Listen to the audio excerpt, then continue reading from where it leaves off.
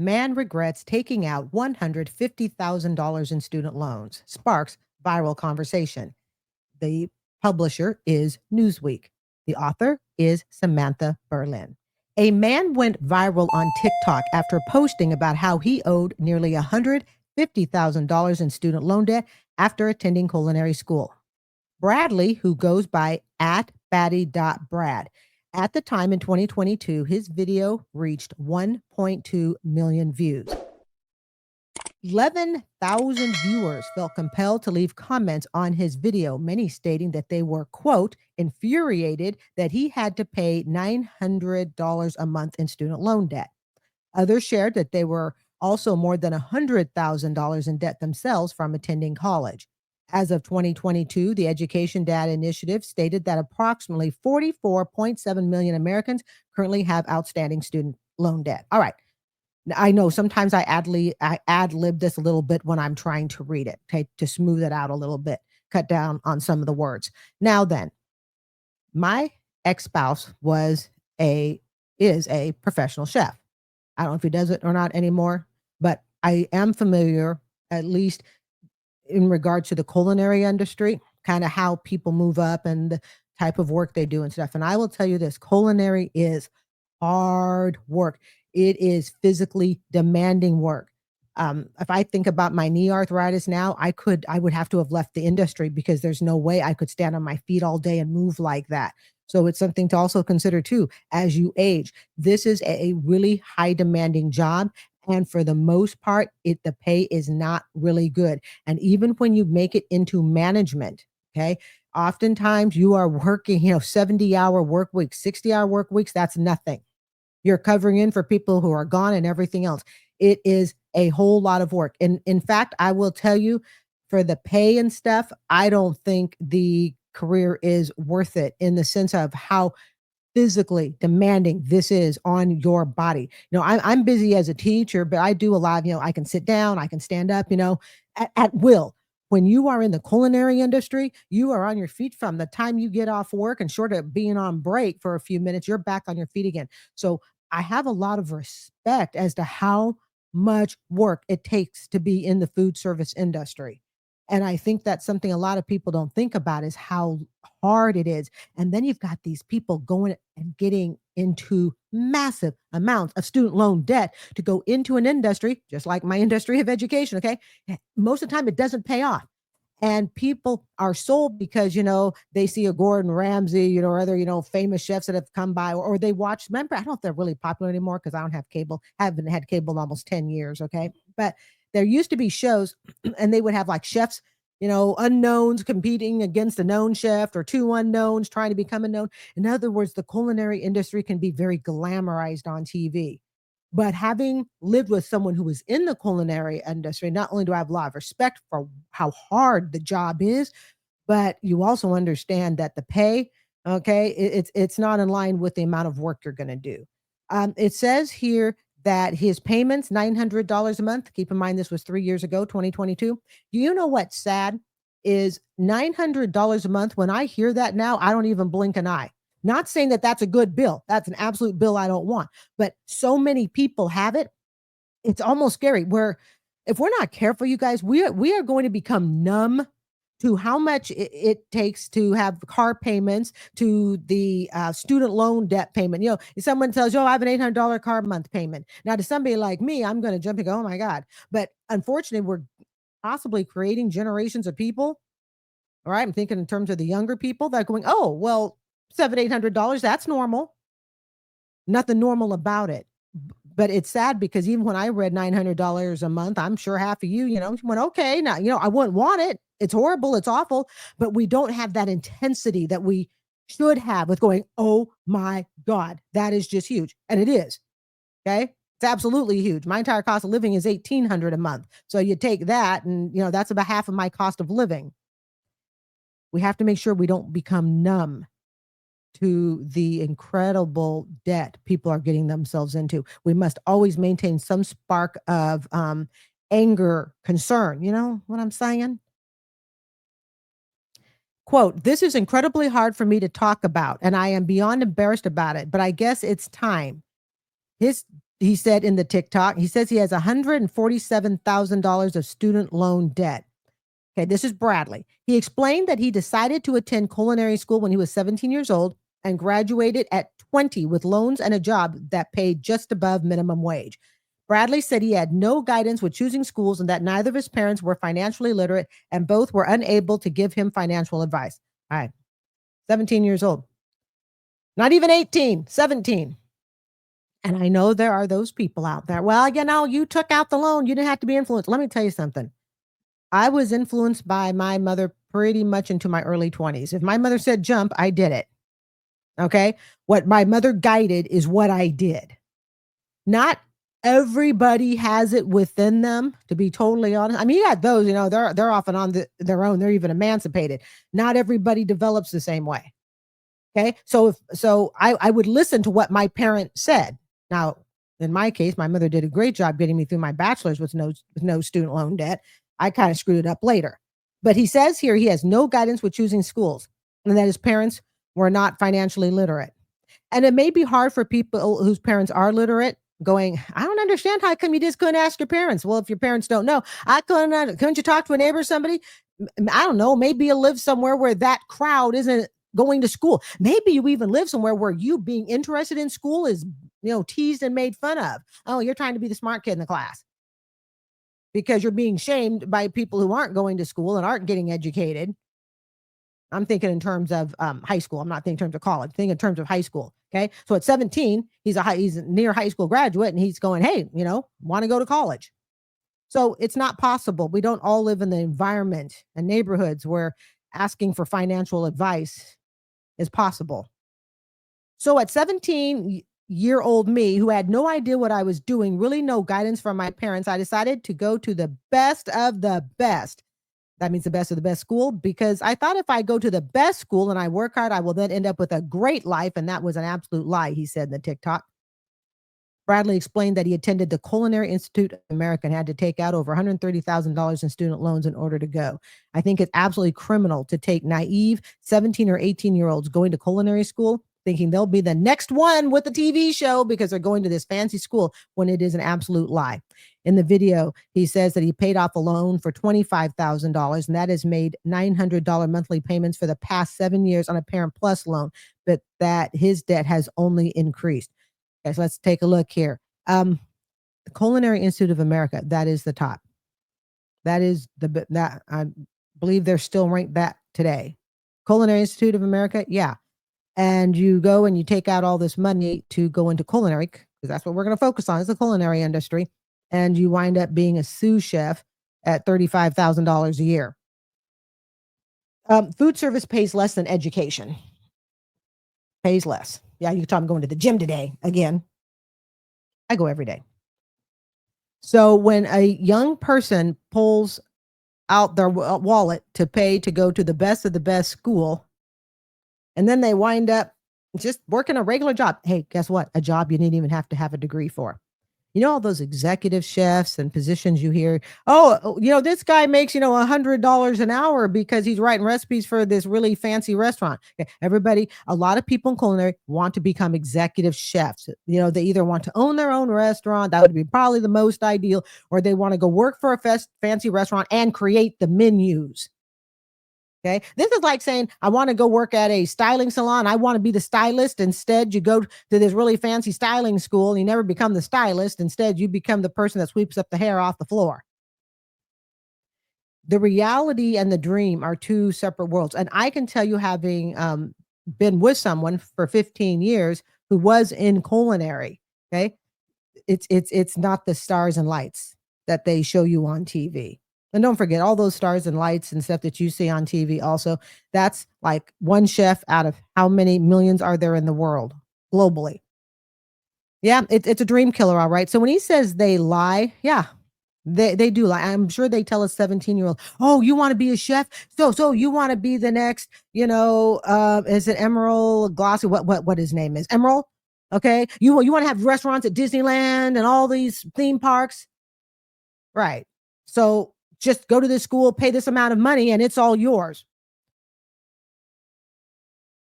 Scrolling down, I am paying $900 a month. in student loans. And with the high interest rate, by the time the next payment comes around, it has added practically $900 back. So it's been an endless cycle of going nowhere. He's paying on this for 7 years. It was 2022. We're now in 2025. Bradley said after he graduated, he was hopeful that he could pay back his debt because he received a magnificent, prestigious degree. Now, that's in quotes. So that means somebody probably told that to him. He's quoting someone. He worked in the food industry for 5 years and made between $12 and $15 an hour. That sounds about right. Even in 2025, that sounds about right. In the TikTok, he explained that this has been a nightmare for him, that he has had to live every single day for the past 8 years. Bradley said his financial situation makes him feel stuck and that it has heavily affected his mental health. I'm just drowning and I really can't take it anymore, he said. Remember that Eva's World, that gal on TikTok, and she did a recent update to her $200,000 New York University loan. And what was one of the things that she said at the very beginning? She goes, her student loan debt is giving her anxiety. And I said in the video, I said, why they don't put that on student brochures? None of this stuff. I feel stuck. It's affecting my mental health. It gives me anxiety. You are never going to see that in a student loan brochure. Of course not. That would be stupid for them to put it in there. Instead, they're going to tell you about this magnificent, prestigious degree. And the fact that he put that in quotes, somebody told him that. And you don't tell me a 17, 18-year-old with lights and stars and dreams of their career, whatever it be, isn't going to go for that. Of course they will. And this feeling of drowning in debt and you can't take it anymore, you got to remember you can't go bankrupt on it either. In order to pay off his debt, Bradley has had to leave the food industry and get what he refers to as an adult job. We talk about a hobby versus, what is it? A hobby versus a real job. This might have just been best left as a hobby. I'll be honest. I think in culinary, I think for most people, it should be left as a hobby and to go find something else. There are so few high paid chefs. You know, you go into a restaurant. Have you ever gone to especially let's talk about now, food service now. Have you ever gone to a restaurant and it's hard as heck to find somebody to help you? Because what's the food industry doing? They keep cutting down their staff, so there's basically nothing. And you want to go and get a degree in an industry like that, in an industry that they're trying to bring robots into to help cut down the people staff? Food service today, not a good industry to enter. So he's left the food industry. What is what he took out all that debt for? He's making, nearly what is it? It's $900, nearly $1,000 a month payments for a degree he's not going to use. And this happens over and over again. We hear it in story after story. The viral TikTok received more than 1,100 comments, many from viewers who said they were also facing student debt that added up to more than $100,000. One commenter said, I have $325,000 in debt, was making $35,000 a year with my bachelor's and decided to get a master's. Biggest ripoff of all. Geez. I say the first time it's a ripoff, the second time we're just kind of stupid. Apply that to me too. Even with my master's degree in organizational management from the University of Phoenix, which I count as half a degree, kind of, sort of. I think it's hanging on with a bare thread. Okay, I got that. But then I went back to go get a master's in education. Didn't need to get that. See? So it's the biggest ripoff ever. But to some extent, we allowed it to be the biggest ripoff ever. So this commenter has $325,000 in debt. Gosh, I wish I could interview him on that. That's a house. That's even in today's 2025 market. That is a house.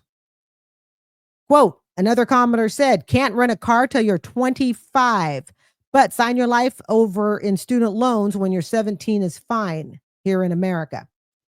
Many commenters mentioned that although they did not initially start off with loans, the interest is what accumulated and made it feel impossible to get out of debt. But that interest accumulates because we don't mathematically think in advance how much principal can we take out.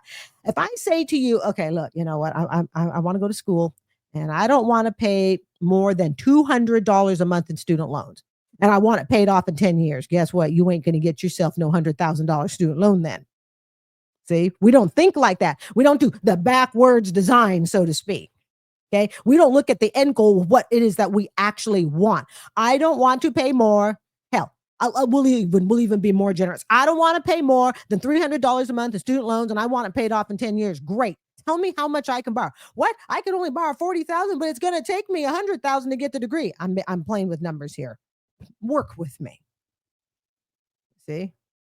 We don't do that. Instead, we close our eyes and we just say, I want to get this degree at all costs. Give me student loan money. And then we figure it out after we've run up the debt. Could you imagine having this much debt and then you still have to go get a real job? And here's the kicker. He could have probably just done this as a hobby. Matter of fact, he probably could have hired him. He could have probably applied at a restaurant of his choice, asked to be part of the wait staff, schmooze a bit with the culinary people, learn something, and possibly even be hired on the side like that. In other words, that kind of who you know. It's more about who you know than what you know. Wow. So the interest, guys, yes, the interest will kill us every single time until we sit down and we determine how much we want to pay in student loans first, how many years we want to pay it. And then we do the math that way, but nobody wants to do it that way. Few people, I won't say nobody, few people, I think really want to do it that way because it means it's a dream killer. You may not be able to afford going to what you want to major in. And I understand there's the argument of, but it's not fair. How come the rich people get to, hey, I didn't say I have a solution for it. I'm just telling you. You may not be able to afford the degree you want to go into without getting stuck in a position that Bradley is in. That's the guy in this article here. So you have to decide, do you want to be a Bradley or do you want to go another way? I'm 100K in student loan debt, another commenter said. You are not alone. Interest is a crime. Yes, interest is a crime. And again, it's especially a crime when we don't do the math ahead of time. It is possible, I'm sure, with the technology we have today, you can actually determine in advance how much you are willing to pay in student loan debt. Somebody tell me that is possible. I'm not a mathematician, but I'm sure it's got to be. Could somebody please put in the comments, is it possible? I know we understand the total debt, but can we do the backwards design? Seriously, if a student says, I don't want a bill that's more than $300 a month, I want to take it out I want to pay it off in 10 years. How much could I borrow? Okay. After interest and everything else is figured out, there's got to be a mathematical way to do this. Somebody throw in the comments if there is. If there's not, well, remember, I got D's in math in high school, so don't take this too seriously. But I really think there is. Okay. There is currently a hold on student loan payments and 0% interest rate through May. Okay. Now this was in 2022. Breaking news. If you've been on Save, you haven't had to pay, right? Interest. I believe that's starting up again this fall. I want to say it's around September, October. It's coming up. In other words, those of you on that Save plan that we've all been continually waiting for the Supreme Court to determine, and you haven't had to pay interest on it, well, the court is determining. The interest is starting with or without a court decision, and it's coming up this fall. I will keep you posted. It says, I've been so grateful for the payment interest freeze during the pandemic. And that doesn't even account for the loan in my own name, now valued at $33,000. Remember, this is part Parent Plus, is part of his own name. And that started around $28,000. So I guess he's being a good kid, though. He's paying the Parent Plus loan. Okay. So $28,000 has now grown to $33,000. See how this bill is growing? But due to the low income I was earning in the food industry, my income-based repayment has basically been zero most months. And what happens when your payment is zero? You make so little, you can't make a student loan payment. Everybody goes, yay. What happens to that interest? That's right. The interest keeps being tacked on. It does not stop just because your payment is zero.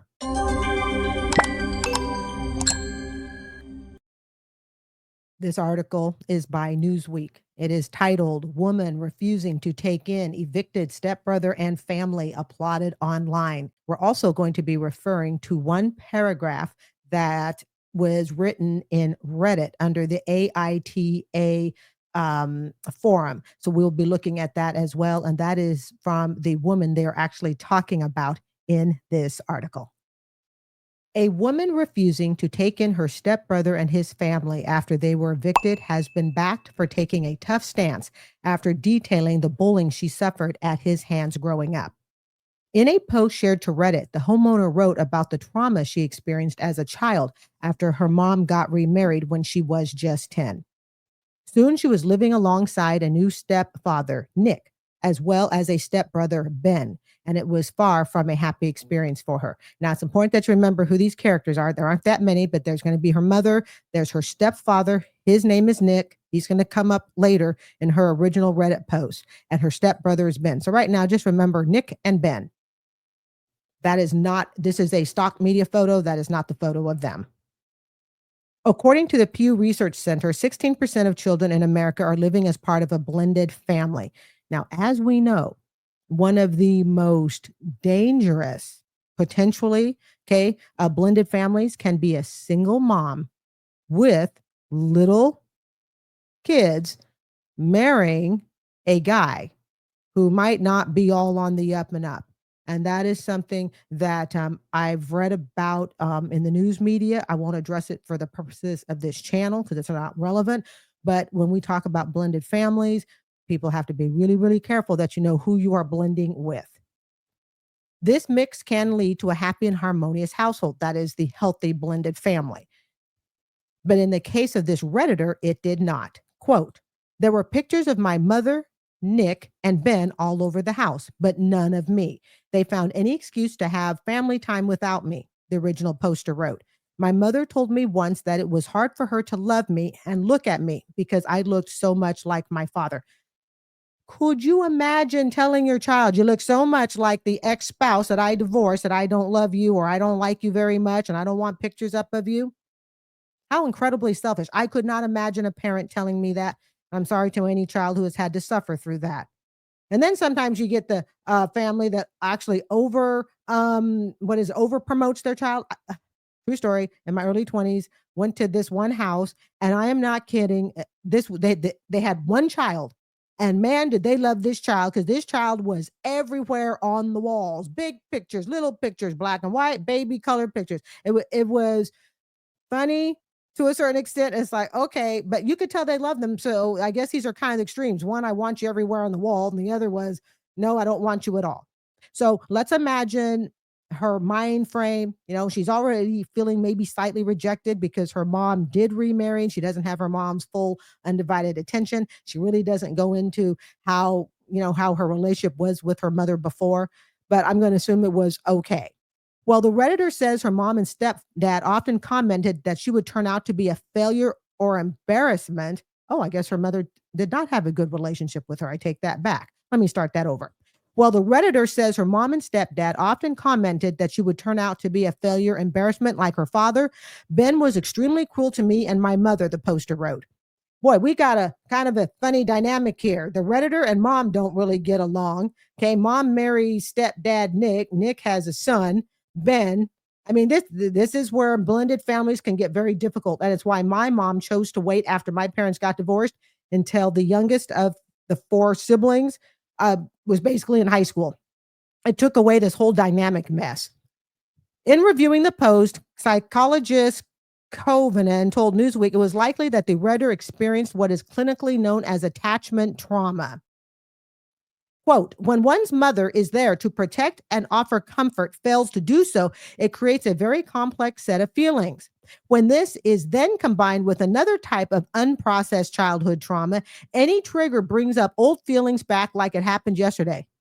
We've all known people who bullied us. I remember someone, and I've never forgotten her name, and I'll leave it at that, told me one day she was going to make me eat a slug. Well, in Oregon, their slugs are everywhere. And I remember just going home so scared that I was going to be forced to eat a slug. But I got revenge not even years later. When we were in college, I think she was a college dropout and was cashing out my books as I was attending college on the University of Oregon campus. So life has a way of getting even. I was not mean to her. I said nothing. I was just like, how you doing? Have a good day. For this particular woman, that trigger came the day she was contacted by her stepbrother, who got in touch on social media with a desperate plea for help. According to the Post, while she received little support from her mom, her paternal grandparents were there for her unconditionally and helped her get through college. After graduation, she moved in with them and following their passing, inherited their 3-bedroom home. In the years that followed, she repeatedly tried to talk to Ben about his behavior, but he took no accountability, telling her that it was ages ago. Ben explained that he and his family are being evicted from their previous home. I'm not sure about the reason, but apparently it's bad enough that practically nowhere is willing to accept Ben and his family as tenants. The only place that's willing to accept them is an extremely shady, dangerous area, and he feels it isn't safe for his daughter, who is only 6 years old. Her mother and Nick aren't an option, so he hoped that he and his family would be able to stay with me. I admit it's a big house, 3 bedrooms, a large yard, and garage. Adeline could take one room and he and his wife could live in the other, and he offered me a sizable rent. I told Ben no, and I don't feel comfortable living with him again because of what he put me through as a child. Ben made the same argument about that was in the past and that we probably wouldn't need to interact with one another because of our differing schedules. I told him no, and that was final. Yay, Redditor. Um, it's interesting because when someone says, "Oh, that's in the past," what they're really saying is, "Yeah, I know I really messed you up and I wasn't nice to you, but I don't want to discuss it because I don't want to be accountable for my actions, even if it is years later and I'm now a father with kids." When he says here, when Ben, the stepbrother, says we probably don't need to interact with one another because of our differing schedules, great. I want to come home every single day to what feels like a divorce relationship. No, thank you. I'm not living with somebody that I have such a tumultuous relationship with that I don't want to go home that day. So that kind of shows you incredibly how selfish Ben is. It's like, hey, open up your house to me. And, even though it's your house, you don't have to worry about ever seeing me in it. No, I know you're there. When I come home and your car is in the carport, when I can smell your dinner cooking in the kitchen, okay? I mean, it's my place. It's her place. And you don't want to bring in that spirit of negativity. Also, it says up here, he says that it says no place is willing to accept Ben and his family as tenants. Gee, that seems to remind me of perhaps some unpaid rent. Maybe that's going on. Perhaps the innocent 6-year-old. Hey, I'm just saying, maybe she's a little hell on wheels. We don't know. Perhaps there's fighting and biting. Perhaps it's disturbing the neighbors. You see, when nobody wants to rent to you, it's kind of like this. When you co-sign a loan, what does it mean when you co-sign a loan? It means the person can't afford it. So if no bank is willing to give them money, but you're willing to become the bank, oh, gee, they can't go to any of these banks. They can't even go to, what is it, a secondhand bank, for high risk bank. I'm stretching. Life is good. Okay. They can't even go to a high risk bank, but you will sign on for them. Hey, I understand no bank will take you, but because you have no money and you probably have late bills, bad debts, low credit score, but hey, you know what? I'm going to go ahead and take you on. Same situation here. She was smart.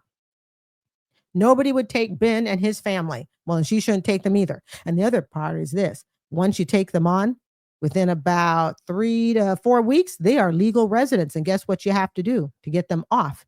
You have to get them into court and do a formal eviction. And somebody who did not care for your feelings in the past and never made amends of apology. They don't care about your feelings today. They just want to use you. After graduation, the Reddit user moved in with her grandparents and following their passing, inherited their 3-bedroom home. In the years that followed, she repeatedly tried to talk to Ben about his behavior, but he took no accountability, telling her it was ages ago. For Dr. Covenant, this response effectively shut down any chance to heal the wounds created by what happened in the past. She told Newsweek that saying it's in the past is only an effective response when traumatic events and experiences have been reprocessed. Repair with family members can start to happen only if there is acknowledgement and a genuine apology for the events that took place. Absolutely. And that's not just family members, that's friendships too.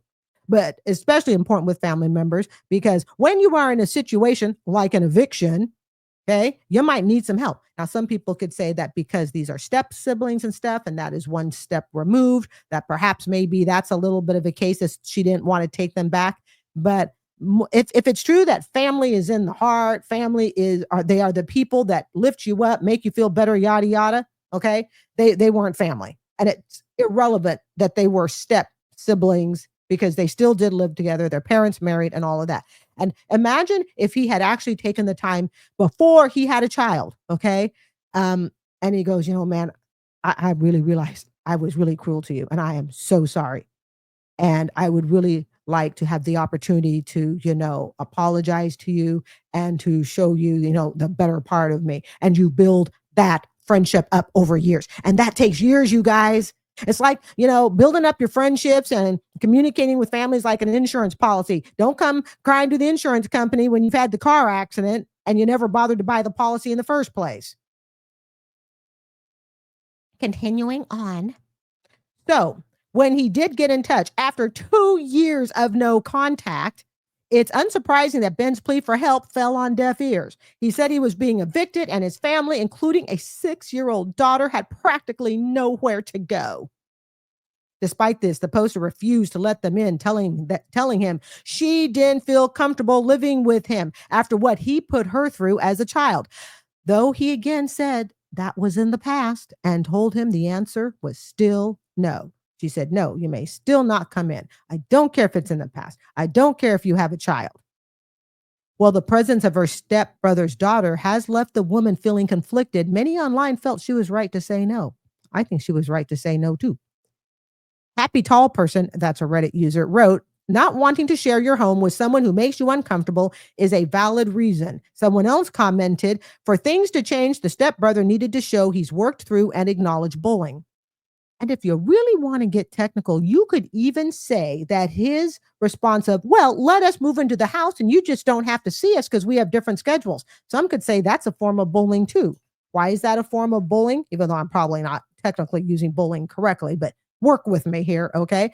He's basically saying, look, I don't care how uncomfortable you feel in your own home. It doesn't matter if you got through inheritance, makes no difference. It's your home. Her paternal grandparents gave it to her. This is why you have to make sure you treat people kindly. You never know when you're going to need your family members. You're never going to know. Some other Reddit user commented, he has zero, let me try that again. He has zero respect for your feelings and would have zero respect for your boundaries. Someone else wrote, the fact he refuses to acknowledge any wrongdoing says it all. Yeah, the boundaries. His own boundaries is defined by what he needs. And honestly, couldn't some people say, gumption you have to have 2 years of no contact. And before the 2 years when we did have contact, you weren't a nice person to me. Then you go for 2 years, you don't talk to me. You have a kid, okay? And or he had a kid before then because the kid's 6, but you have a child and now you want to try to have my space, my happy space. You know, that pillow that says, this is my happy place. Okay.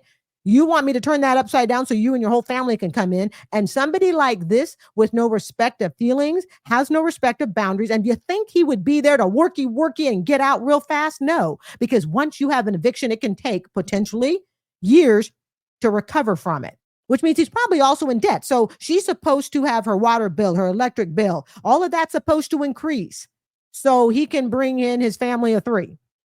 I would have said no. And I know at times people go, but there's a child. You got to look at the emotional side and the legal side. And the legal side has to do with, for her to get them out once they move in, these would be the type of people, this would be the type of stepbrother Ben, he would force her to go to court to kick him out.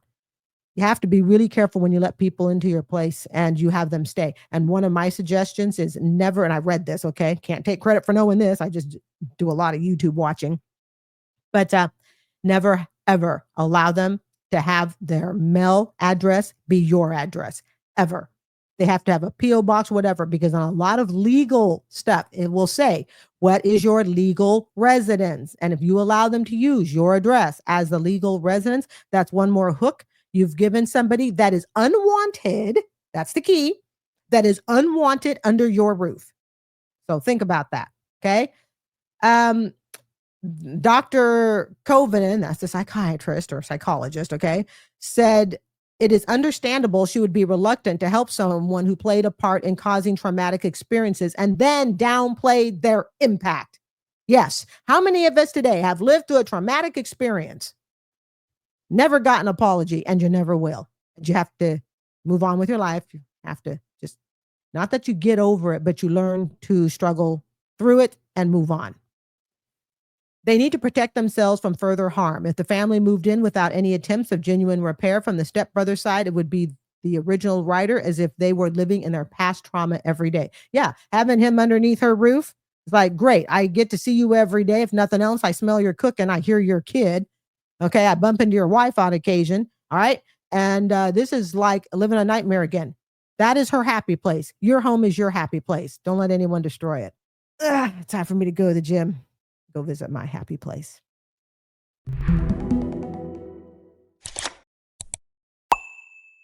A Gen Z nurse graduate has gone viral after discovering that she owes more than $100,000 worth of debt, and she's only 26 years old. After completing 3 degrees, Amaya Camillo of Tampa, Florida, my hometown, is finally starting out in her career as a nurse. While those years of education have given her a vast wealth of knowledge and plenty of experiences, they have also crippled her with thousands of dollars worth of debt. Camilla worked out that she owes over $90,000 in private and federal student loans. She took out an auto loan. She has 2 credit cards, and her entire debt exceeds $110,000. Now remember, she's only 26. That amount was far more than anything she imagined, as Camillo told Newsweek, that it was, quote, soul crushing to see the total keep rising. It seemed impossible that she could have so much debt at such a young age. She feels as though she's on the back step before even starting her career. All right, let's pause and think about here, okay? She says here, it seemed impossible that she could have so much debt at such a young age. How is it that that is impossible? Because the math was not being done as the debt was being accrued. I'm guilty of this too with my $110,000 student loan forgiven in 2022. So I'm guilty also. I went to school and the goal was be a teacher. That was the whole goal. And I never bothered, foolish as it seems today, I never bothered to add up the debt as I was going along. All I concerned myself with was, what is the monthly payment going to be? Oh, $300, $350, whatever. It actually turned out that the monthly payment, when all was said and done, when I was 37, it was supposed to be $500 a month for 30 years. That's a big number to swallow. For 30 years, $500 every 4 weeks. Now then, in her particular case, as I said, she's in my hometown. She has private and federal student loans. What do we think of private loans? They suck. Okay. You take on private loans when all the federal loans are gone. Look, if you're taking on private loans, chances are, okay, you have sucked up all the federal loans. Private loans to me is a really big sign that you cannot afford the bill. Yes, we couldn't even afford it when it was federal. Mine were all federal debt. So federal alone, we can get in trouble. And I'm aware that the federal government is not perfect in how it handles student loan debt, especially now. And it's kind of a mess right now. And for those who don't know, PSLF is on hold, I believe, again, as of breaking news today. But we will discuss that in a separate video, probably for tomorrow. Okay, PSLF counts are on hold. I know. Again, okay? So here's the situation. We have a 26-year-old, and she says here she has credit cards, she has an auto loan. The math was not being done. This is how you wake up and you say to yourself, it seemed impossible I could have this much debt. It seemed impossible to me that I could pay $500 a month. This is when Wells Fargo was acting as the intermediary, okay, just before all this IBR and stuff, came into play. I was supposed to pay Wells Fargo $500 a month, 37 to age 62, for a student loan bill to be a teacher. Yes. And of course, I would have paid more than once the initial principal that I took out, which was around $85,000. I was supposed to pay off some ridiculous $180,000. It's just insane. And this is why it's so important that we do the math as we go along, so we don't wind up being a Maya here, okay? We don't wind up being a Maya and waking up one day going, oh my gosh, how did I get into this debt? Moving on. When I saw the total amount, I felt like the wind had been knocked out of me. I felt as if all the walls around me were caving in. I just thought, how is it possible that I'm 26 and have a total debt amount of someone's yearly salary? Let's be clear. She actually has the debt, probably for the average American, of 2 salaries. We have to, and I said it, and I will preach it and preach it. Guys, we have got to do the numbers so we don't wake up going, oh my God, I didn't know I owed this much on a Parent Plus loan. I didn't know I owed this much to private loan. I didn't know the interest rate was going to be so bad. We failed to do the numbers. I am convinced because we have a dream. Our heart is in that dream, and we just simply figure we will sort out the problem later. This about killed my retirement. And as much as I don't like to bring up dating and stuff and say that student loan debt would matter. Yeah, it's going to matter. And I'll tell you this, the older you are, the more it's going to matter if you have assets or not to back up or put against that loan. So here she is. She's 26 with nearly $100,000. Now, I certainly don't recommend running out and marrying the first person, that bats their eyes at you or anything to try to help pay off your debt. But here's the reality, folks. A lot of people are going to start shying away from relationships where there is an extreme amount of student loan debt and no assets to back it up. If you have the assets to back it up, technically today, my condo, I could sell it for about $150,000, maybe $175,000. Okay. I bought it for $100,000. If I had to, absolutely had to, I could clear the student loan debt. Let's say I was in a relationship with someone. I could clear off the debt by selling the condo. I'd rather not have the debt to begin with and keep the profit of the condo. But if I had to, I could. A lot of young people, like she said, how is it you have this debt of someone's yearly salary? It's twice somebody's yearly salary. It's twice the average school teacher. Okay. A starting school teacher, even a mid-range, year teacher. It's basically twice their salary. I think our debt is like $110,000 total. This affects relationships. No, I don't think you should go to school based on who you might meet in the future, but I do think you need to consider, okay, if you are going to take on a certain amount of debt, 6-figure debt or close to 6-figure debt, I think you need to ask yourself, what sort of life do you want? What sort of partner are you looking for? And I've said it before and I'll say it again, okay? If you are debt-free, and you are potentially marrying someone that has a whole lot of debt with no assets to back it up. And I mean, they got no pension, they got no savings account, they have no property, whereas they got nothing. It's like what we hear on the Dave Ramsey show. I'm 60 years old and I've got squat and $100,000 in debt, student loan or not. That's what I'm talking about. Okay. You have absolutely nothing. You've built nothing. You have nothing. If you are thinking of getting into a relationship with someone who has a whole lot of student loan debt, you have to ask yourself, and it's the hard, honest truth, will you be happy paying off someone else's student loan debt while all your friends are going off and starting their retirement accounts because they're 20 and debt free or 30 and debt free? Your friends are going off to go buy their houses, their cars, or starting their family. I'm not saying we should compare ourselves to other people, so don't misunderstand me. What I am saying is, what do you want, you personally? Okay. Whether you're the one carrying the debt or whether you are interested in carrying the debt, what do you want? Ultimately, that's all that matters. But I have said many times, and I've thought to myself many times, when I had a $110,000 student loan, I could not blame someone for saying to me, Carrie, you are in your 50s.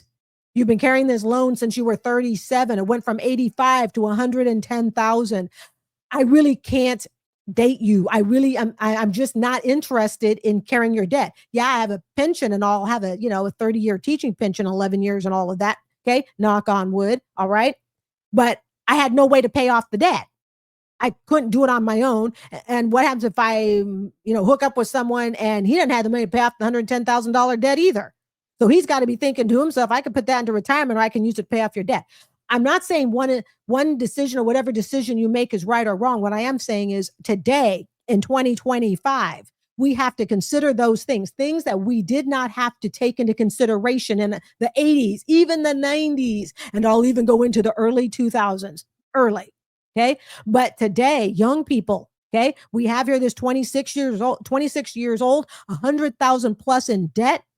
And well, she may be a nurse, and that's probably a better starting salary than teachers. My best recommendation to her is live at home while you pay this sucker off, because these are the type of debts that last for forever. And I know everyone on TikTok always says, "Oh, I'm going to pay it off in 6-7 years." It depends upon your income, depends upon how disciplined you are. It grows. Student loan debt grows so fast because we take on debt that we cannot pay, not only the interest, but we have to get into the principal. We get into trouble. It's easy for her to look and go, man, I just can't believe I got into this debt. How could I? Yada yada. Okay? And I'm not saying she's, abdicating from responsibility and stuff. All right. But the bottom line is we get into these debts because we don't do the numbers. And even when we do the numbers, we don't like the numbers. We just ignore them and figure out we'll solve the problem later. I went bankrupt in my early 20s on $25,000. So in my early 20s, about 25, 26, the age a little younger than she was. I was about 23, 24. Okay. I went bankrupt on $25,000. Now, did you hear what I just said? I went bankrupt. You can't go bankrupt on this stuff. Let me turn off this banner here real quick. Hold on a second. Okay. You can't go bankrupt on student loan debt. This is scary. Because when I had $25,000 and I was doing almost 2 jobs and I got sick, physically, like going to see the doctor sick because I couldn't handle working full time 2 jobs and trying to go to sleep on, 5 hours of sleep. Couldn't do it. This is the problem with student loan debt. There is no bankruptable way out of this. So I want you to think, if I could go bankrupt on, a quarter of that debt, and it gave me a chance to start over until I screwed up again in my 30s and bought a car that I went bankrupt on. But that's another story. Not for tonight's, conversation. Okay. That was only for like 16,000, but still a bankruptcy is a bankruptcy. When you sit there and you're playing Monopoly, it don't matter how many times you're playing Monopoly. If you lose Park Place and Boardwalk, well, it is what it is. So in this particular case, she can't go bankrupt on it. That ought to scare some of you. The interest rates on Camilo's federal loans are between 4 and 6%. However, she has 5 Sallie Mae loans, the highest of which has an interest rate of 16.28%. She believes that private loan companies prey on young students. Now then, if you hear my voice going up in pitch and tone on that 16.28, because that should make you mad. Now, somebody could say, well, hey, you know what? You didn't have to take out the debt. I know it. Camilo knows it. Okay. But this debt, you guys, for those who have not had student loan debt or who have had it, and you have been much more responsible than some of us. Okay. It really doesn't hit those of us that did not pay attention until the bill is due. 16.28%. Let's just round. I just round the sucker off to 17%. I know you're supposed to round the numbers down, but the interest grows so fast. I say round it up.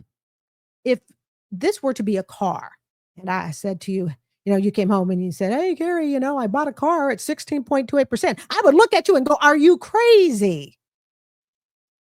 Seriously.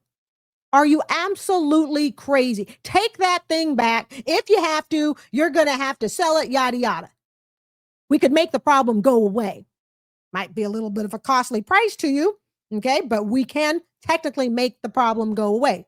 Bankruptcy, whatever.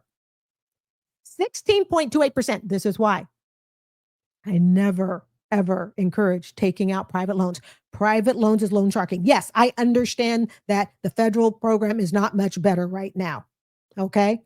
But private loans, honest to God, loan sharking.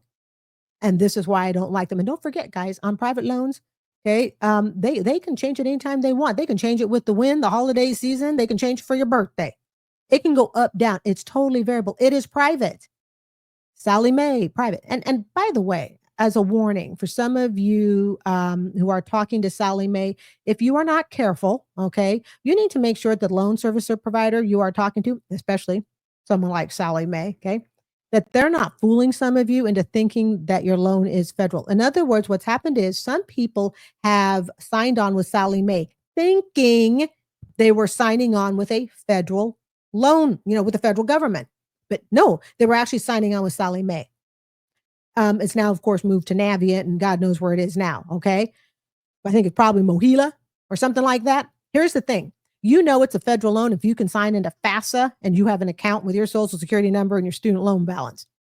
Sallie Mae is simply a private loan provider that may work with the federal government on student loans. I don't think they do that anymore. But at the time, people were falling into a trap. So just be really careful about that. Okay. If you aren't on FAFSA.gov with an account, you've got a private loan. Okay.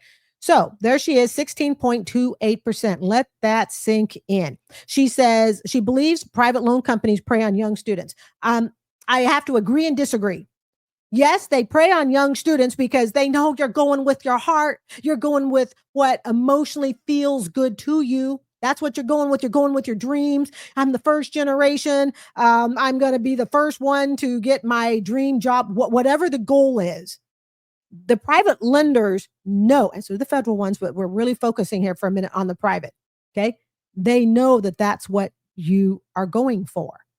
So that is why they give you these really high interest rates, because they know they can do it and it will slip right through the cracks.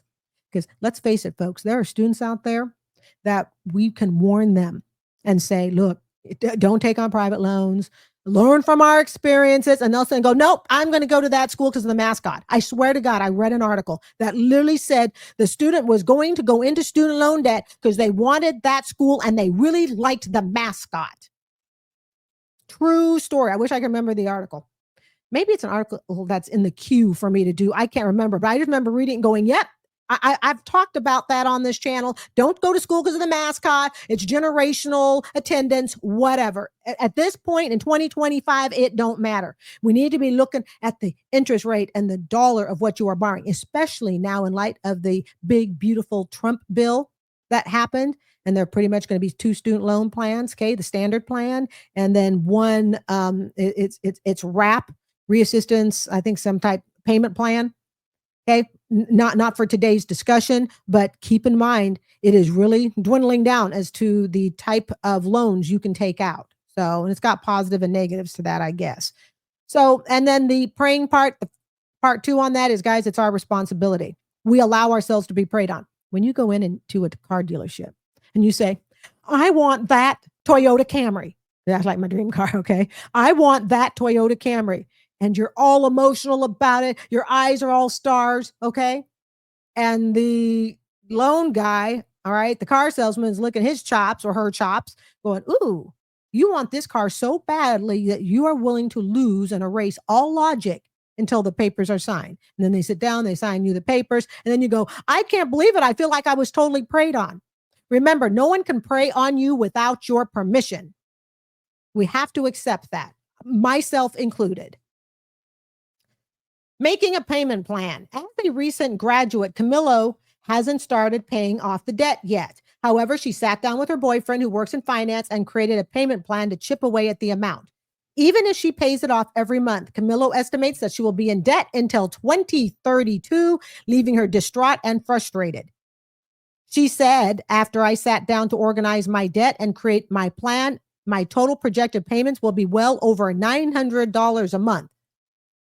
In order to pay my debt faster and decrease the total interest, I would have to be spending at least $1,500 monthly instead. All right, I had to pause there because I'm going $900 a month. That's not going to pay it off. Okay, now I understand. Quote, I feel disgusted about not paying it off until 2023. I think that's a mistake. That was supposed to be until 2032. Especially when I see the total amount of interest I would be paying between now and then. My goal is to finish paying off my student loans well before. I believe it's possible, especially if I tackle my private student loans first by refinancing for a lower interest rate, Camilla continued. Okay, I don't want to be the party pooper, okay? It's 25 now. She wants to pay it off in 7 years. Unlikely, unless someone is willing to pay for her cost of living until that bill is paid off. See, and you see some of these tech talks, you go, oh, I paid off my $100,000 loan. I did it in 4 years, whatever. Wonderful. We want that. Please don't carry your student loan for 16 years like I did. And the 30-year, okay, payment plan that is now, looks like it's been signed into law, the big, beautiful bill. Please don't do that. I am begging you. It's her dream that she's going to pay it off in 7 years.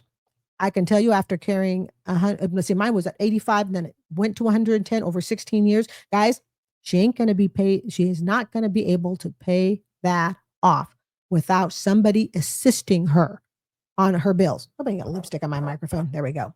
Okay. She is not going to be able to pay that off. She's going to need assistance. Now, some people might say, well, gee, your boyfriend, he works in finance and he lets you sink. Not her boyfriend's responsibility.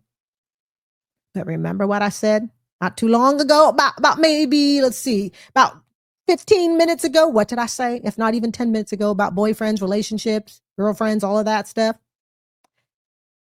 Is she going to want to take on the debt?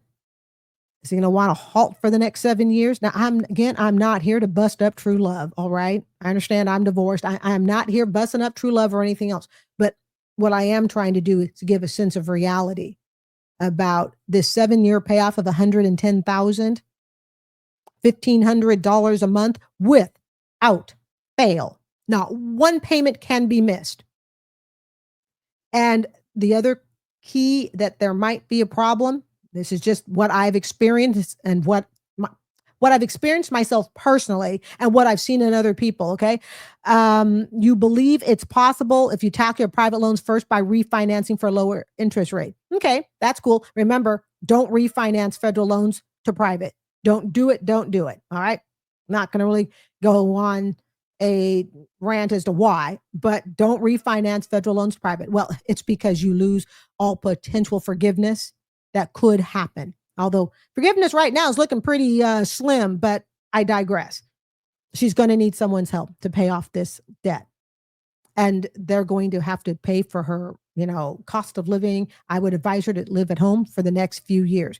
But those of you, because I did it too, are probably going, oh my God, the boyfriend, why, he's in finance. Why didn't he help her? Not his job. And it is the boyfriend. It's not the husband. If it were husband and he worked in finance and they, went to school at the time she went to school at the time they were married, I might be going, okay. But in this case, no, it's her debt. Well, she's satisfied with the payment plan. That's around $900. But remember, $1,500 is she wants to actually pay it off. So let's just make it a $1,500 payment. Camilla was still concerned about having to spend so much on repaying her debt and leaving nothing for her 401k or savings. Okay, Camilla, you are not in a position to save right now. Not at all. And I don't mean this in a flippant or sarcastic way.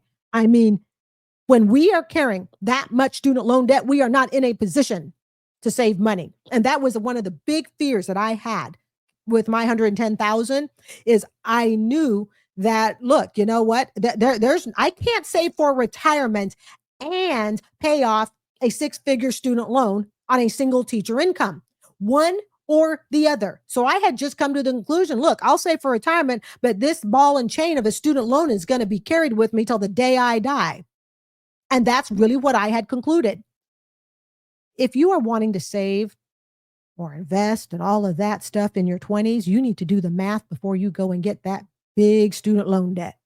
See, it's easy for us to sit and say, man, I can't save for my retirement. All my financial dreams, are currently down the drain. Yeah, because you made a decision to buy a very large piece of property at a very high 17 or 16.25% interest rate.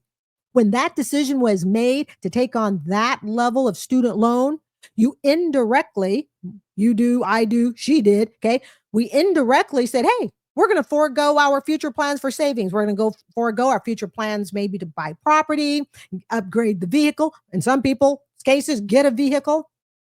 So yeah, if she pays $900 a month because she doesn't want to pay the $1,500 and she puts additional into savings, guess what? That's like taking here in the world of student loan debt. That's 2 steps forwards and 3 steps back. No money can go into savings or 401k when you are talking this big of an amount. Look, I know there are people who will go, you know what? I have a student loan. I've had my investments and all that. Please feel free to put in the chat. Okay. I would love to hear about that. I'm sure other people would too. Okay.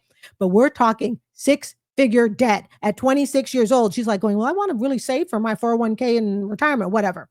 That ain't going to happen right now. And if it does happen, that student loan bill is just going to go ding, ding, ding, ding, and just keep getting higher and higher. And again, student loan bills, you can't go bankrupt on it. The Gen Z nurse was hoping that once she graduated, she could think about the next step, such as buying a house or starting a family, but with so much debt, all that feels nearly impossible now. Okay, let me highlight here, right there. How stupid I was to think that I could run up an $85,000 student loan on a single teacher salary. How stupid I was to think that I could do that and still march my way towards financial freedom. And again, in a job, okay, I'm entering my 20th year teaching this fall, which just is so exciting to me. I'm just like so freaking excited about that. Okay. But I'm a teacher. I can't pay that off. So I sit there and she sits there and you feel bad because, you can't do anything. And if you get the house, well, that you could get it even with the student loan debt, but you can't pay off the debt. And in 10 years, your 7-year mark to pay off the debt is long gone by and your bill is higher than ever before. But hey, you got a house and hey, you have your retirement savings. But that student loan debt just keeps climbing. We have to recognize what it is that we want long term. Because see, student loan debt is short term. Short term gratification, even 4 years. You might say, well, 4 years isn't very short term. No, it is. 4 years. Let's just respectively say 18 to 21, maybe up to 25 even. Okay. If you get a master's degree and all that stuff. All right. That is short term against the backdrop of what we hope will be a long and fruitful life. We sacrifice our future goals and desires so we can have this short term. I want 4 years in college. I want my mascot, the college party atmosphere. So yeah, she's thinking about this next steps now. She should have thought about those steps $110,000 back. And again, I want to remind people, I have made the same mistake. So this is not shaming. What we are doing is we are learning. I don't shame myself for my past. All right. I've done plenty of shaming on my own privately on that. Right. Hence why I started this YouTube channel to help people understand in advance of taking out a student loan debt, what you are potentially sacrificing from your future financial savings to your future goals of house, cars, to your future goals of a relationship, starting a family. And this is what Camilo is starting to see. She's like, oh my goodness, I can't do these things. And again, even if she can, that's at the risk of not being able to pay off her student loan in 7 years. And the discipline it's going to take. Let me give you some backdrop. I retire in 11 years. Okay. So you can pay on that till 4 years before I retire. And again, that is 7 years, not a payment missed. And for most people, something happens in life that based on your income to debt ratio, something winds up happening in life that screws it up. So unless you have really deep pockets to get through that, the odds of making it through 7 years without fault on a 6-figure student loan with an income that can barely cover it, that's the key. Okay. An income that can barely cover it. There is a problem. And the likelihood of paying it off in 7 years, I'm saying is not real high. And the other thing too is, holidays come around, birthdays, there are things you want to do. You want to live life. And at some point about year 3, 4, you go, you know what? I'm sick and tired. I've been paying $1,500 a month. I do nothing. I see no one. All I do is sit and pay the student loan bill. I've had it. See? And this is where people start to get off of their financial track to pay off the bill in 5 years, 6 years, 7 years. Again, this is for people who are in extreme debt to income ratio problems.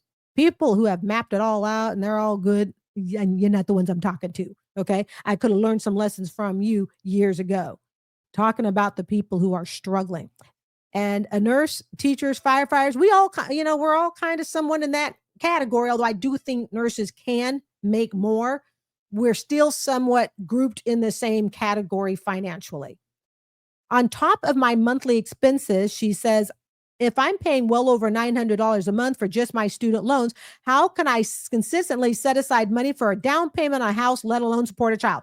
Now, I skim these when I read these, okay? I don't read these, word for word. I look at the title. I do a very quick skim because I like to read it and get my reaction as much as I can with you. So I had not read that. So just like I was saying, a down payment on a house, let alone support a child. Right. You have to think about that in advance. For right now, she's made a trade. I'm going to trade off having a family and a house so I can get this degree for my student loan. Camilo doesn't regret any of her decisions as she chose the path that would give her the career she wanted. Of course, she's learned some lessons about financial responsibility along the way, but that knowledge came at a cost. Who knows what sentence I'm going to highlight? If you've watched this channel, you will probably know. You will know. I'll give you 3 seconds. 1, 2, 3. It's this one right here. She doesn't regret any of her decisions. Of course, you can't regret it. You can't take it back. Of course, you can't regret it. You've already spent the money. Of course, you can't regret it, because if you regret it, then you're going to look at your career, life, and degree and go, oh my God, what did I do with myself? The only choice you have is to accept it. We don't typically want to regret things that we did that we can't take back. Now, she loves her nursing. Appears to be that's the career she wanted. But she says here she's learned some lessons about financial responsibility that came at a cost. That's what we need to regret. And we need to regret that. Yes, I love being a teacher. I regret the route that I took to become one. Yes, I loved my University of South Florida. Every one of my professors, awesome. Loved them. What I regret was that I did not do the math before. What I regret is that when I took out the student loan, I was married and I assumed that between the two of us, we could pay off this bill. I regret that I did not once stop to consider, if their marriage breaks up, I'm going to be stuck with this bill on my own. Could I pay it off? That never crossed my mind. I regret that I did not think that far in advance. I regret that I said, hey, you know what? What's the monthly payment going to be? $350, $400? And it turns out to actually be $500. I regret fully 110% the financial consequences of the decisions that I made, whether out of ignorance, neglect, whatever, dreamscape. Okay. I regret completely the financial way I went to school. And I didn't even have to do it that way. I could have just had my $40,000 first master's degree, paid that off. Would have taken time, but it could have been done. Because in the 16 years that I had the student loans, I paid around $45,000. I regret every financial decision that I made regarding getting my 2 master's degrees. Every single decision, I regret that.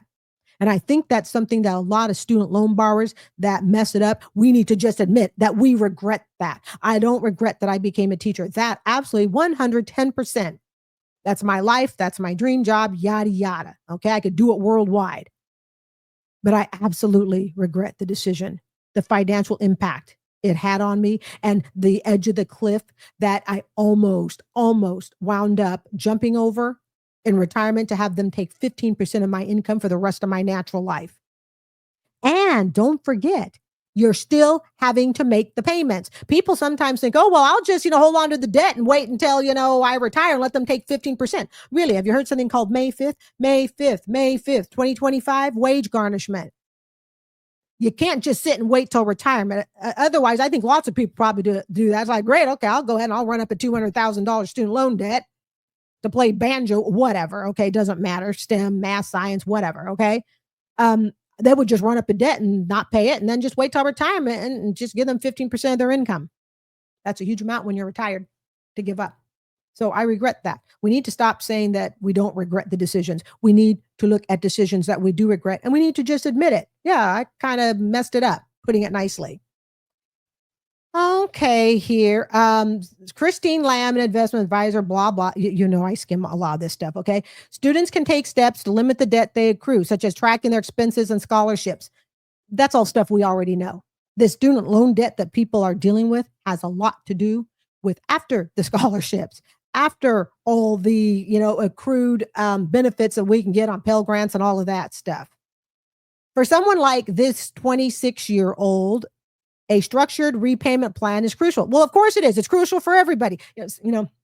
Sometimes I read these things and I think, God dang, and you got a bunch of titles after your name. I can come up with that on my own. Prioritizing high interest rates, yada, yada. Public service loan forgiveness. I don't want to sidetrack on it, but public service loan forgiveness, as I said earlier, it is on hold right now. I want you to keep the faith. I want, if you are on PSLF, if you were a government employee, you lost your government job, it halted your PSLF, and you're waiting to get another government job of some sort so you get on PSLF. I want you guys to keep the faith. And I'm looking you straight in the eye. Okay. PSLF, public service loan forgiveness, is congressional. It cannot just be wiped out with an executive order. They're going to make it. And I told you this months back. All right. They're going to make it hard to get. And right now, and I'm trying so hard not to sidetrack her, but this is so important. Right now, PSLF, and it was an article today, which I will discuss tomorrow. Okay. An article came out today. I believe it's in Forbes. PSLF count is on hold, and the ability for you to track your counts right now is also on hold.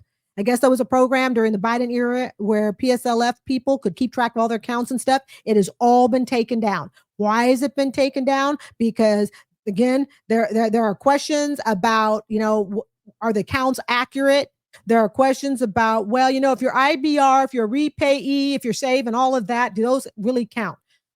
Keep the faith. All right. I will keep you very closely posted on his channel, and I will discuss that article with you in depth tomorrow.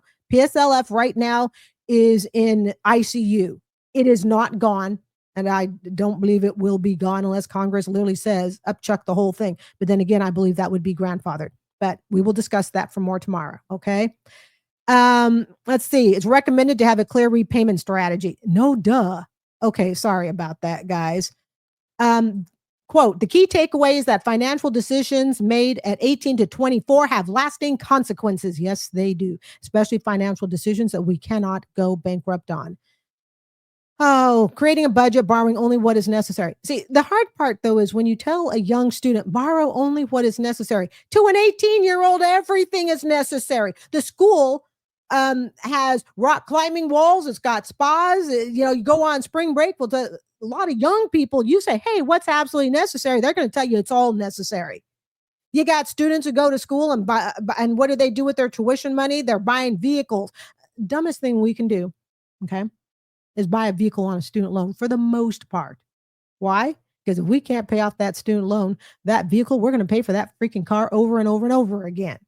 Again, this is for people who cannot pay off their student loan. If you have the ability to put a car in a student loan, you can pay that sucker off. And, in other words, you can be debt free, student loan cleared and all that in just a few years. Hey, be my guest. But for the majority of us, putting a car on student loan, not a wise idea. You'll pay for it over and over again. Oh, let's see here. So she took to social media, TikTok, to discuss her student debt. She told Newsweek she felt a lot of shame and stress. She has no reason to feel shame and stress. She's got so much company, myself included. No shame, no stress in sharing your student loan debt. None at all. Not at least not in my book, okay? We can look at something and say that wasn't wise, and that's okay for us to say that if you're putting it out on social media. If I'm putting out something about myself on social media, and I do all the time, all right? Someone says, gee, Carrie, that was kind of a dumb thing to do. I probably am in agreement with you. Okay. She said, I figured somehow there had to be other people in a similar position, or at the very least feel what I was feeling. That is absolutely true. All right, folks. It says here, be knowledge. She says, be knowledgeable, have a plan, and live within your means. Woo. All right. We're going to go ahead and play the TikTok. So for those who'd like to stick around for her TikTok, close your eyes, Abby, close your eyes. We're going to go ahead and play her TikTok. Right. It's been a pleasure. Here's your TikTok. I recently posted about the fact I'm 26 years old and I'm in $95,487.73 worth of debt, and I want to talk about it. Up until 24 hours ago, I did not know that was actually the total of all of my debt, credit cards, and student loans. That number also does not include my auto loan, and if we are adding in my auto loan, the total number is $110,938.83. Since totaling up all of my debt, I don't think I've actually gotten one good breath of oxygen in the last 24 hours. I feel like there is an elephant sitting on my chest, and I don't think I can sit still because all I keep repeating is $95,487.73. All of this debt was racked up through decisions I made between the ages of 18 and 26. My first associate's degree I got from a community college, and I didn't have to pay for it because of the Pell Grant, but I decided to go to a university and got my bachelor's degree, which is where I really started to rack up the debt. Then in the last 2 years, I decided to finish a nursing degree at a community college in the last 2 years, but that's where I started to rack up even more debt. What really sucks is realizing that the majority of these student loans is not from tuition. It's actually from living expenses and living way above my means. My debt comprises of 2 credit cards, 5 federal student loans, and 5 private Sallie Mae loans. I can handle the federal student loans, but when I tell you Sallie Mae is bending me over and not in a way I like, it's actually insane. Sallie Mae is genuinely evil, and they prey on young students. And the reason why they take advantage of young students is because they know if you're reaching out to a private loan like that, you genuinely need it. Out of the 5 Sallie Mae loans I have, one of the interest rates that is the highest is 16.28%. The lowest interest rate I have with Sallie Mae is 9.88%. Now, my federal student loans are between 4 and 6%, which I think is manageable. Although I had parents who would tell me what I should or shouldn't do, I never had anybody really sit me down and fully teach me financial literacy. I never had anybody sit me down and really explain to me the scope of what I was doing and what it would look like in the future when I had to pay for it. In the moment, all of the student loans just felt like fake money because they just kept coming and I just kept spending. I don't regret any of the experiences I've had between the ages of 18 and 26 or any of the things that I've done, but I do wish that I managed my finances way better than this. I think what's even more sad is a lot of these student loans were going to rent, which my rent was around $1,200 a month, and that's been consistent over the last 2-3 years. Thankfully, I do have a finance bro as a boyfriend, and he is really great at managing money and managing wealth. And so I am working with him to do a snowball effect. If I snowball all of my loans at the current rates that they are without consolidating them, I can pay all of this off by 2032. It's really sad because I'm excited about starting my first nursing job next month, but at the same time, I know that all of the money I'm making is going to debt. I'm turning 27 this year, and I wish I could be thinking about starting a family or getting married or buying a house, but really, I can't think about anything but paying off this debt. The last thing I would want to do is bring a child into this world while I have debt hanging over my head. So it almost feels like my life is kind of on hold right now, but I feel like it's even more motivation to just pay this off as quickly as possible. It is what it is. What's done is done. And at the end of the day, if you are in your early 20s and you're thinking about taking out student loans, I urge you to reconsider and ask yourself whether or not you really truly need it. If I knew then what I know now, I would tell myself that no experience, no desire, no want is worth the stress that I feel now.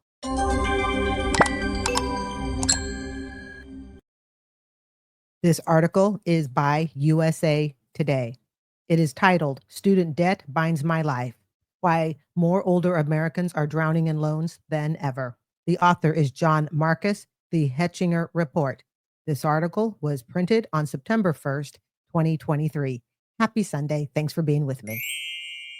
Marjorie Center was still in her 20s when she took out a loan for about $5,000 to get college credits she hoped would eventually add up to a bachelor's degree.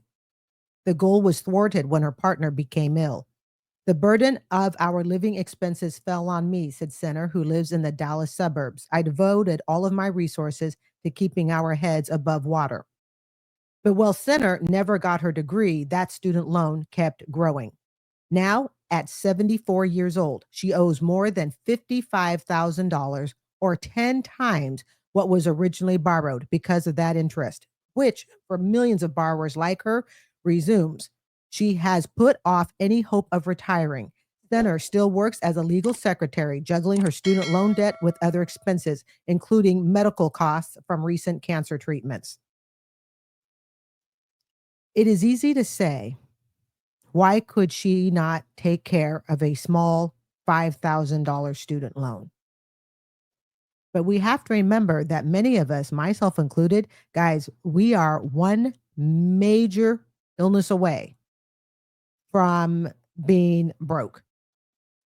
And something like cancer, whether it be for you or your loved ones, many of us are just one illness away. And so it's easy to go and to criticize and say, why couldn't she just pay off $5,000? It's not that much. She took it out in her 20s. She's now 74. Perhaps we could be a little critical and say that there was some money management going on, because $5,000, no, it doesn't seem like a whole lot of money, but we're also putting it against the backdrop of what college costs today, where we think, well, $5,000 is really small. Yes, in today's terms. But remember, she's 74, and her pay in her 20s wasn't like what we would get in pay today. It's like me. Okay, I make 63,000 after 19 years of teaching. My parents, their entire career never made that, and they're all retired teachers. So we have to make sure we're looking at the appropriate background. I am sure that even with the cancer, okay, we could be a little critical and say, okay, did you have cancer the entire time from age 20 to 74? No. Was there possibly some money management and, with that 5,000 where money could have been used to pay off that $5,000 debt? Probably. But how many 20-year-olds today have money management? See, this is why, folks, we have to be so careful that you don't take out so much debt that if something happens later in life, you can't afford that bill. Although I don't know anyone, I mean, if you have a good job and you get cancer treatment and stuff, okay, I'm very fortunate to be in a profession. But I imagine to myself, we don't really know the circumstances of why she couldn't pay off what seems like a small bill, but it's all relative. She says here that she never got her degree and the student loan kept growing. You notice nothing changes over the years. So those of you that are young today that are going, that the older people just don't understand the student loan situation you're in. Yeah, yes, we do. I do. Okay. I'm just turned 58. This lady here, Marjorie, she's 74. She understands it. We've had a student loan problem for generations in this country. And I don't see any immediate resolution to it. Even with the big, beautiful bill and stuff, it shuffles the money around. It doesn't actually fix the root problem. And as you know, I see it as two root problems. One, colleges charge too freaking much for their education. And because the government backs up the education, it encourages colleges to charge even more for it. Let me adjust this screen here real quick. Boom, boom, there. So between those two things, okay, this is sad. She says she's putting off any hope of retiring. I wonder if I could have retired with my $110,000 student loan, which would have been well above $110,000 in 11 years when I retired at 68. It would have been well above the 110 it currently grew to. It went from 85 to 110 over 16 years, and then it would have grown some more for the next 11 years. I'd like to think that I would have still been able to retire. They would have taken out 15% of my retirement for the rest of my life, but we have to remember that paying 15% for something that you're not even using anymore, especially when you're retired, okay? It's bad enough when you are working and you owe student loans and you're not working in the degree that you got your student loan in, but then when you're retired, you're not doing anything with it. It's just an old bill that's tagged along with you your entire life. So putting off any hope of retiring, and she's a legal secretary. I sometimes wonder if I would have retired. Could I have retired? In my mind, I would have been able to retire. That was kind of the plan. And I think I could have done it.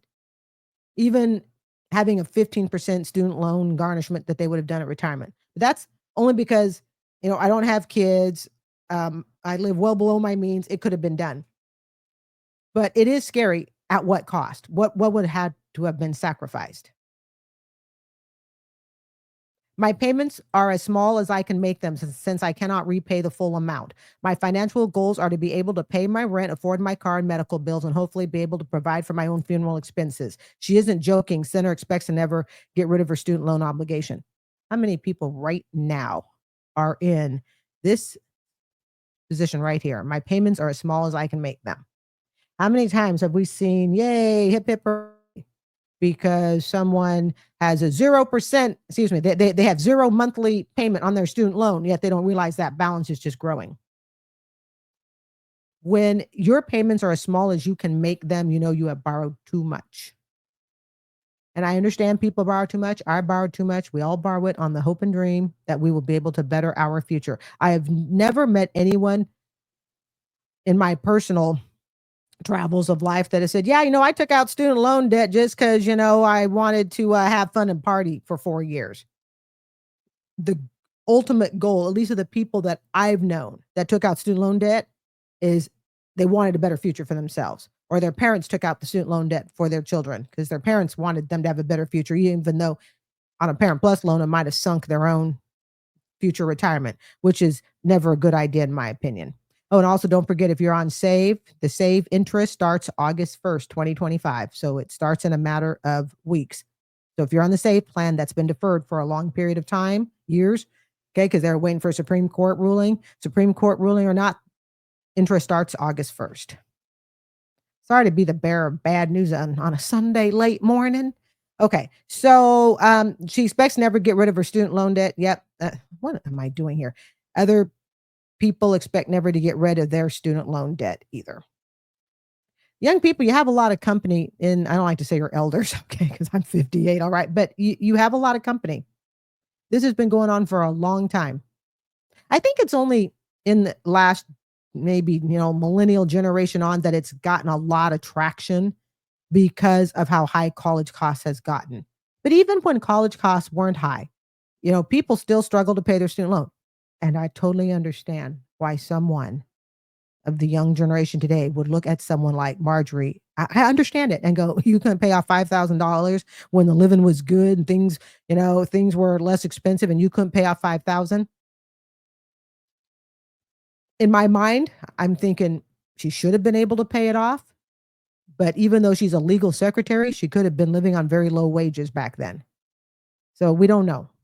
This is not by and large debt that parents assumed to send their kids to college. For three-quarters of federal borrowers 65 and older, it's money they borrowed for their own education and have been paying off for decades. I will attach at the end the stories I've done on. There was one of a woman in her 70s also, and she has student loan debt. I will attach some at the end. Older borrowers with massive amounts of student loan debt. And while we may not consider her debt at $55,000 to be massive, we again have to remember the time period and the pay that she was making when she was in her 20s. Oh, this lady here in the picture is some woman that testifies on Congress. So that's not her, okay? That's not Marjorie. But when we think about the time that Marjorie took out that $5,000 loan, she could have been making just, I won't say a few bucks an hour, but it certainly wasn't a lot if she's 74 today. That's a situation about to get worse, talking about people getting into student loan debt. More people with even larger student loan debt are aging into retirement, just as the Biden administration's plan to forgive up to $20,000 of this debt for recipients, as you know, was challenged by the Supreme Court. So we know that's really not going anywhere. A lot of people think of student debt as being a young people's issue, but when you segment the population by age, the people with the fastest growing debt are older. Many older Americans with student loan debt face retirement with less money than their classmates who didn't have to borrow, according to researchers. And as they try to pay off what they owe, they're at the mercy of a patchwork of private companies assembled by the Department of Education to service loans, which often fail to provide information about payment plans tied to income and other ways to manage the debt. Now then, let me just go ahead and shorten this right there so we can follow. And when we talk about here about the private companies assembled by the DOE to service the loans, when I had my student loan and I was, going through my divorce and stuff like that in 2013, and I wanted to basically take the loans and pause them and all of that. The student loan provider at the time, who was it? Fed Loan. Okay. How quickly we forget their name because I want them out of my life as fast as possible. Fed Loan never bothered to tell me that I could continue paying on my loans and staying on PSLF because I'm a teacher and all that. They just, when I said the only thing I knew was about forbearance, they said, sure, we'll go ahead and forbearance. And I was on forbearance for at least a year. The private companies that are running these student loans, a lot of them, you guys, it's not in their best interest to help you manage your student loan to help you get out of debt. It's not, because they make their money, and to a certain extent, rightfully so, okay, they make their money based on interest. And I understand that. And I don't even disagree with that to a certain extent. The problem is they're not really honest in how they explain to people the different ways to pay off their loan. So instead of saying to me, hey, Carrie, you could pay less money each month. We know you're suffering a little bit financially. So you know what? Why don't we just put you on an income-based repayment plan and you can continue working and paying off your PSLF towards the 120. They didn't tell me that. Instead, they just put me on forbearance and a non-IBR plan. You see, private companies are not there to help the young and the old with their student loan debt. That's why it's important that you help yourself. And the first thing you have to do is you have to be willing to admit what you cannot afford to borrow. Because we all want to look at what we can borrow. Oh, yeah, we can borrow to the moon. Just like when you buy a house, I didn't have to buy $100,000 place. I could have easily gone up to $250,000. And keep in mind, this was in 2020 when the Eaton was pretty good on property. Okay. I could have easily gotten 2.5, possibly even 300, because I came in with more than, I had something like around 70,000 in cash. So yeah, I could have really, really stretched it, but just because you can stretch it and start it doesn't mean you're going to be able to finish it. So oftentimes what winds up happening is people go to look at their, how much they can borrow for student loan, and they look at how much can they borrow. I want you to start looking at how much can you not afford to borrow. That changes things. Student loan borrowers have been failed by multiple systems. New America's project director for education says our higher education system hasn't served them well, and the student loan repayment system also doesn't serve them well. And the repayment system, as it's going to be today with the BBB bill, that's Trump's big beautiful bill. I don't think it's going to be easier. I think it's just going to be this. It's going to be like pushing the dinner around on the plate. Nothing gets eaten. Nothing gets changed. It's all the same stuff that we've been looking at. We're just going to shift positions. Now you're going to be down to, I think, 2 payment plans. It's going to be the standard plan and then the reassistance payment plan. I think something called WRAP. This is life and death for people. It's not that older borrowers with debt don't want to pay it back. Geez Louise, I'm having a tough time today. Many say they simply cannot afford to. How many times have we heard that? It's not that I don't want to pay back for that art, history, science, math, teaching degree. I can't afford to. And that's because we took out that loan. Again, what did I just say? We did not look at what we can't afford to borrow. We only looked at what we can borrow. And if you look at what you can borrow, you're going to be in too much student loan debt, too much car debt, and too much house debt. Older Americans with student loan debt take second jobs, delay retirement, are less likely to own their own homes, and suffer low credit scores. More than 60% say they don't have enough savings to cover their expenses for 3 months in emergency. 9% say their student loan debt has forced them to forego medical care. How many of us, in some way or another, have sacrificed some medical care to cover student loan debt? When I was I guess at the peak of my divorce and trying to pay my student loan and everything else, and I was on income-based payment, thank you, Jesus. And by the way, don't forget, if you're PSLF, it gets forgiven tax-free. But if you're not PSLF, it's forgiven with IRS taxes. And it's forgiven on that new higher balance that you've been paying on for 2025 and now what will be respectively 30 years. I oftentimes I don't have to do it anymore, but oftentimes with my knee arthritis medications and other medications I've had to take, how many of us, let's all admit it, we take it every other day. We don't take it every day. We take it every other day or when we think we absolutely need it. I'm very fortunate I don't have to do that anymore, but there was a time where I would not take my medication every single day because I had to take stuff for osteoporosis and all that. So I would just take it every other day. I don't have to do that anymore. Knock on wood. This is life and death for people. This is the difference between being able to eat, make rent, to pay a mortgage. Even before the pandemic, nearly twice as many older borrowers as younger borrowers said that they were behind on repaying their student loans. You know why the older borrowers, I think, are more behind? It's the fact that older borrowers have more financial obligations. Young people, I want you to look at this paragraph right here. And I want to tie it back to something I discuss quite frequently. When you are young, it is very easy to say, I want to go to this school and I'm willing to make all the sacrifices necessary so I can get there. But what you forget is between the time you graduate and the time that 20-year student loan is paid off or forgiven, that later turns into an IRS bill, you may get married. You may want to have kids. You may want to move to a certain city place. At some point, you're going to say to yourself, I am so freaking sick and tired of paying on this student loan bill. I've been paying $500 a month for the last 7 years. I am over it. I want to have a child, yada, yada. And before you know it, that student loan bill goes on the back burner. Everything else about your life goes on the front. And you wind up being the next retiring generation with student loan debt. See how this works. We take out so much debt that we don't allow ourselves room to have other emergencies come in. I know I look at my 2 knee surgeries that I had, one in 2018, respectively, I think it was, and then one in 2022. Each of those surgeries cost me, okay, a few thousand out of pocket.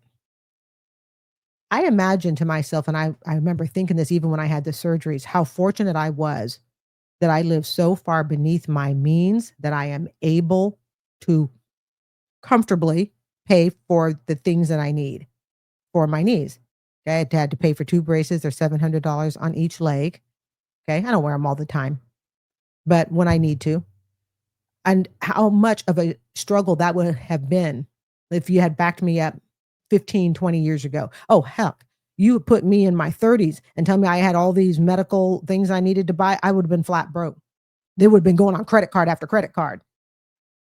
See, one of the advantages of living so far beneath your means is that you have room to put in things that, well, you may not want to pay for them. Okay. I don't want to pay for braces. I don't want to pay for osteoporosis, extra medication. I don't want to have to, there are things that we just don't want to pay for, but aren't we lucky that we can pay for them because we chose to live so far beneath our means, or we chose to make sure that, there's enough savings, whatever it takes to be able to afford these things. The approximately $10,000 I think I've spent over the last 5 years just for my knees. That's it. That would have financially bankrupted me in my 20s and 30s, possibly even early 40s. But by the time I was in my 50s, I was prepared. Did I want to spend $10,000 on knees? No. But I'm able to do it, and I continue to do it. I can afford to take my medication every single day. These older borrowers, you guys, young people, take note.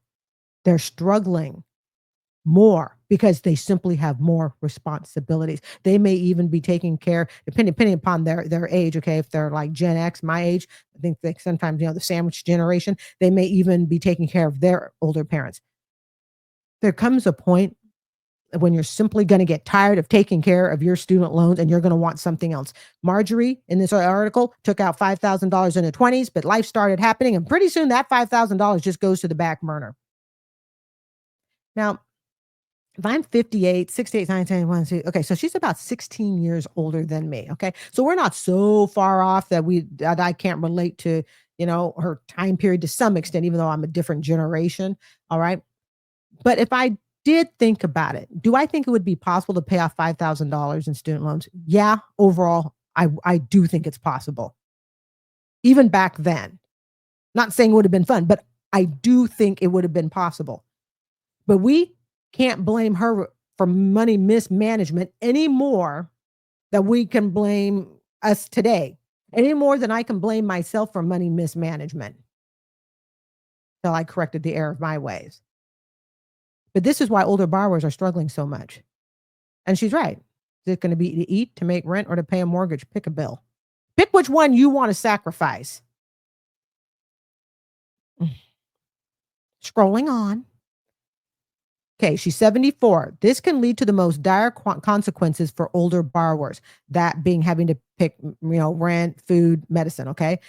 Having their Social Security benefits garnished, which is triggered when a loan has been delinquent for 270 days. Everything above $750 that a retiree receives each month from Social Security, or 15% of the benefit, whichever is lower, can be withheld and applied to the debt. Let me just pause right there and read that again. Right there. Okay. So Marjorie's 74. I'm going to read this little part again. Let me back it up here so the audience that's viewing can see it. This can lead to the most dire consequences for older borrowers. Having their Social Security benefits garnished, which is triggered when a loan has been delinquent for 270 days. Everything above $750 that a retiree receives each month from Social Security, or 15% of the benefit, whichever is lower, can be withheld and applied to the debt. Sweet Jesus.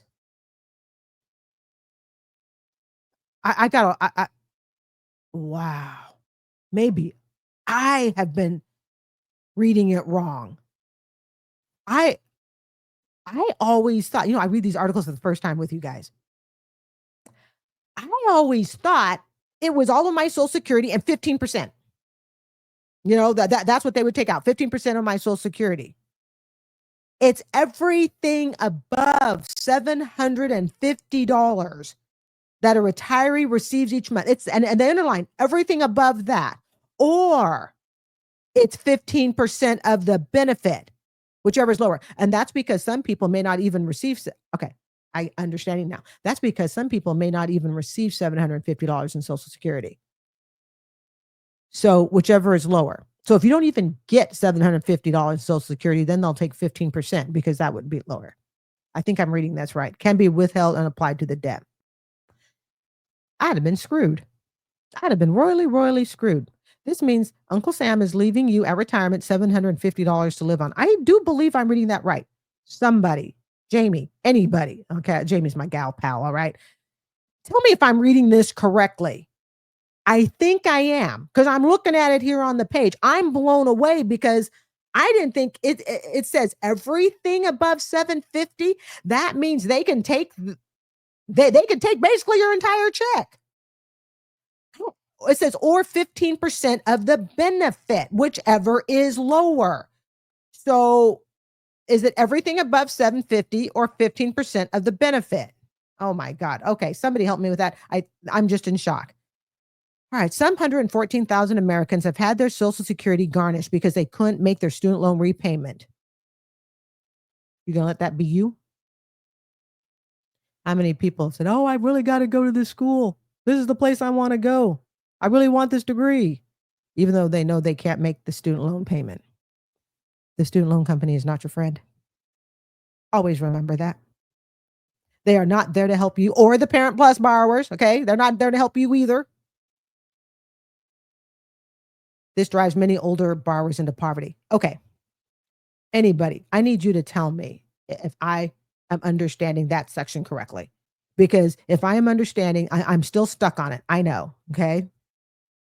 If this is what I actually understand, then I have understood it wrong and I would have been royally screwed. I would not have been able to retire. Because if they're going to take everything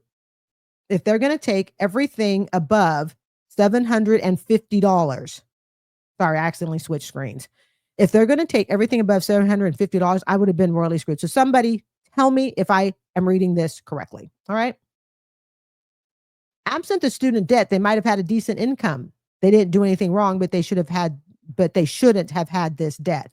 Yet, even as money from their Social Security benefits is diverted to repay their loans, some see their balances continue to increase thanks to interest. I don't want anyone in my audience retiring with this type of debt. I don't want to retire with that type of debt. And remember, when you're retired, you're not earning more income. Typically, that's the reason you're retired. So how are you going to avoid that debt going up and up? Student loan debt will put you in poverty. And I know people go to school because we all want to make more money. We have an interest in a career, a hobby, whatever. We know not to go to school for hobby, but you understand my point. People are getting into these massive debts and they're not realizing how hard it is to get out of it. Hey, before you take on that, 15, I don't know, let's make it more realistic. The average American debt is $36,000. How many young people taking on, that's the average student loan debt, 36 to 38,000 respectively, okay, for 2025. How many young people have even paid off $1,000? It's part of the problem.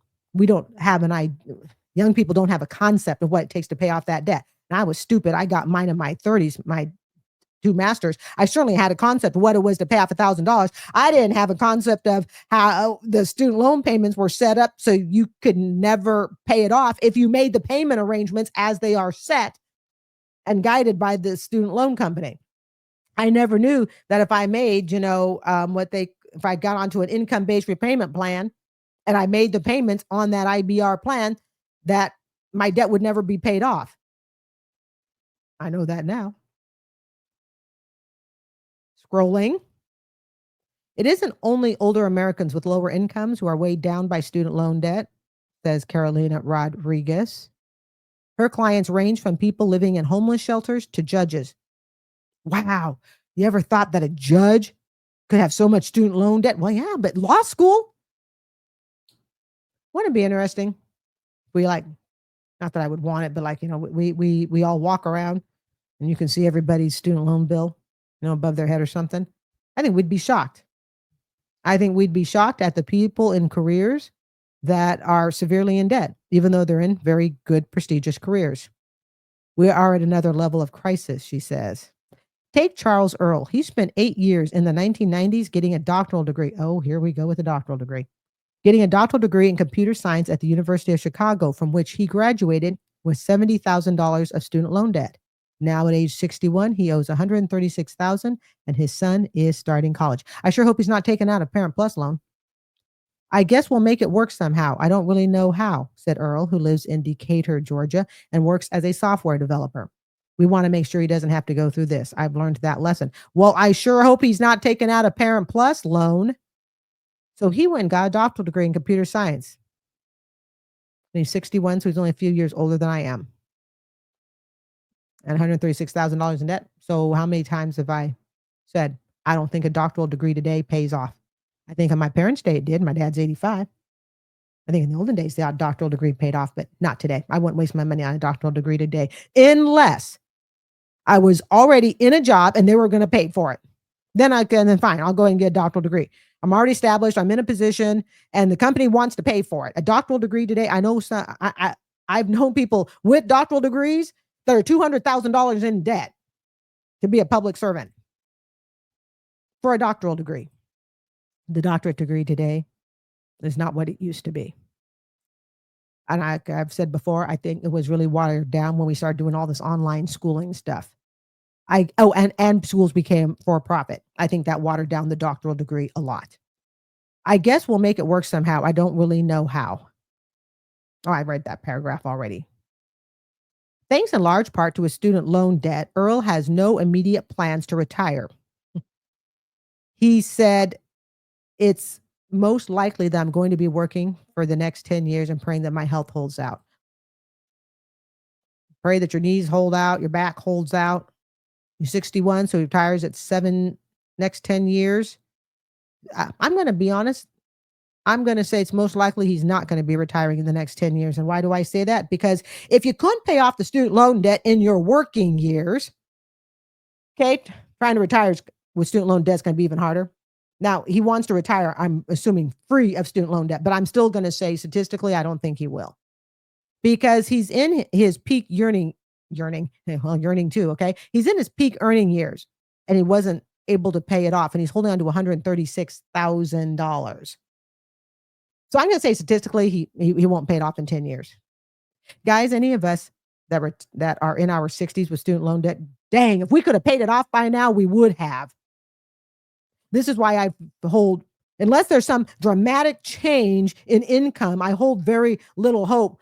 When people are in their 50s, and again, they don't have the assets and they don't have the income. If you have the assets and you have the income, and you can pay that sucker off, great. But it seems like a lot of the articles that we focus on, at least on this channel, are people who do not have the income and the assets to pay off the debt.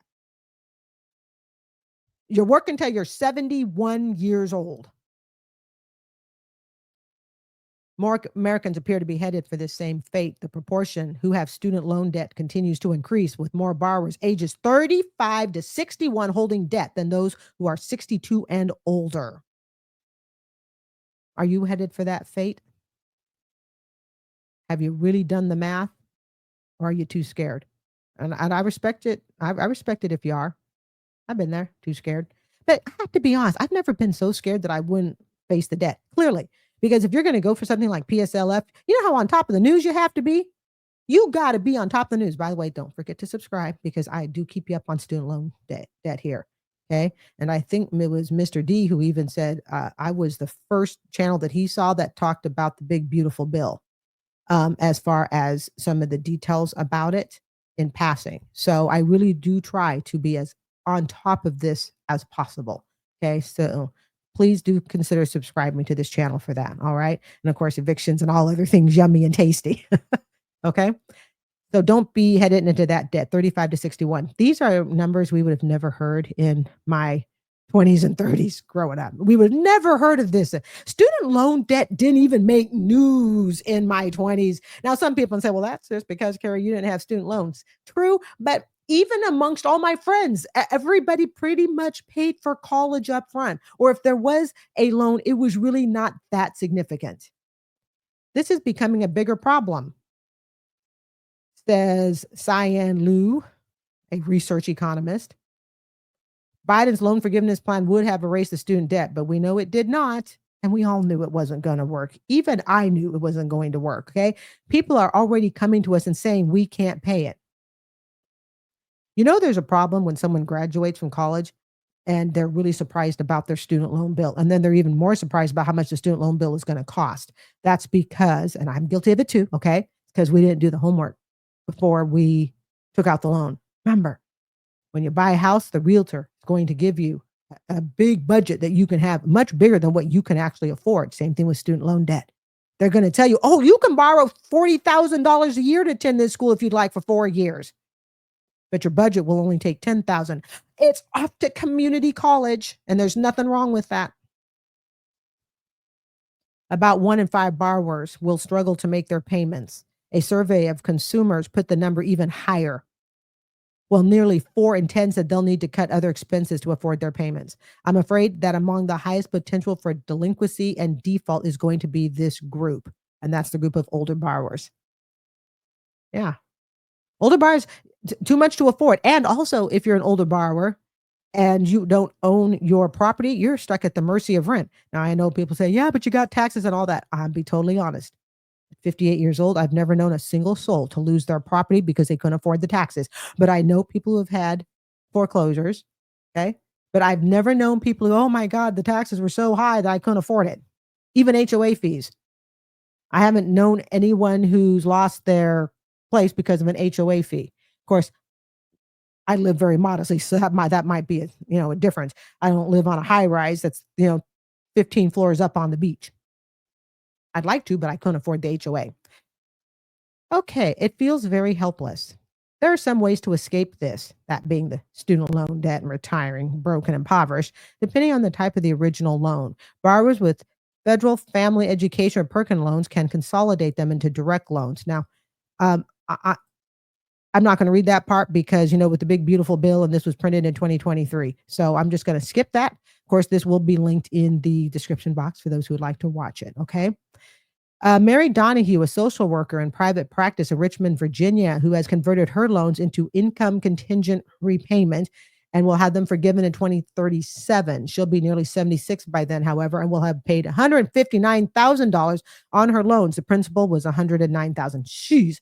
She will have paid almost $60,000 in interest. And don't forget, she's going to be 76. And if she is not she's a social worker in private practice. Okay. She's going to have to pay taxes on it. PSLF. Hold on. I need beverage. She's a social worker in private practice. That is not PSLF. So she's going to owe taxes on the $159,000. Do you see how this works? This is a nasty, nasty situation to get into with student debt. So at 80, she'll be busy paying off the taxes. Let's say 25%. I'd even go up as high as 30. 25% good on that. Now, some people go, well, that's better than paying the 160. True. No, she will have paid 160. Excuse me. So whatever her taxes will be, people go, well, that's better than, paying whatever the balance is, because that's when she gets her forgiveness. But she's going to owe taxes on it. It feels helpless, said Donahue, now 61. I can't imagine retiring. I will have to work for the rest of my life. The only positive thing is my debt will not be left to my children. Again, I'm going to beg somebody, Jamie or somebody. Am I reading this Social Security thing correctly? The reason it's just kicking me is that means I've misunderstood it and I could have never retired with $110,000 debt. Social Security takes everything above $750. And this is what's forcing people to work for the rest of their life. I just need someone to back me up and tell me if I'm correct in this, okay? I will have to work the rest of my life. The only positive thing is that my debt will not be left to my children. Well, it never would be left to your children because they didn't sign off. So that's kind of, they had nothing to do with the debt. There are some ways out of this. People who believe they were misled by recruiters and went to college universities that closed before they finished a degree can petition for their debt to be forgiven. I'm going to say at this point, probably most of the forgiveness stuff was probably done during the Biden era. I'm going to link this in the description box so people can read it. There is a program called Fresh Start, which is, I've actually heard about Fresh Start. Okay. Oh, that's only available for 1 year. Okay. I'm going to skip this paragraph because again, this is kind of dated. All right. There are other consequences to this problem, that being the student loan problem. At a time when college enrollment is already plummeting, something we heard a lot of in our focus groups is that when someone had a negative experience with their college loans, they were more likely to tell younger generations that higher education wasn't worth it. Exactly. Exactly. Why would I get on this channel and say to you, hey guys, you know what? We'll run up a whole bunch of college debt. Go for it. No, I'm warning you. That's the whole reason the initial reason this channel started was a fitness program. Okay. And then it moved into student loans. Colleges, my slipper's falling off. This is casual, by the way. It's a lovely Sunday afternoon. Colleges, I believe, are going to shoot themselves in the foot if they're not careful. It's like that greedy corporate machine. Okay. The greedy. They're going to eat themselves alive till there's nothing left. The colleges aren't careful. Enough generations. I'm not talking people. Colleges don't need to be freaking worried about 1-2 people. They need to be worried about generations of family members saying, don't go to college. Look how it destroyed my retirement. Don't go to college. Look how it kept me from getting a house, having a child, or even, or more kids if I want it. Look at how it's kept me trapped in this town, city, state, whatever. Yes. And people need to be telling other people this. I don't feel sorry for colleges when they sit and they go, well, we just don't want other people telling people not to go to college. Heck, why would we not tell you not to go to college? Go to college on a dollar that you can afford. The hard part is going to be, can you admit that you can't afford that degree? That part is going to be on you as the borrower, because we're all here telling you, don't do it. So yeah, older generations are more likely to tell younger generations that higher education isn't worth it. It's not that it's not worth it. It's not worth it at the cost of your very life.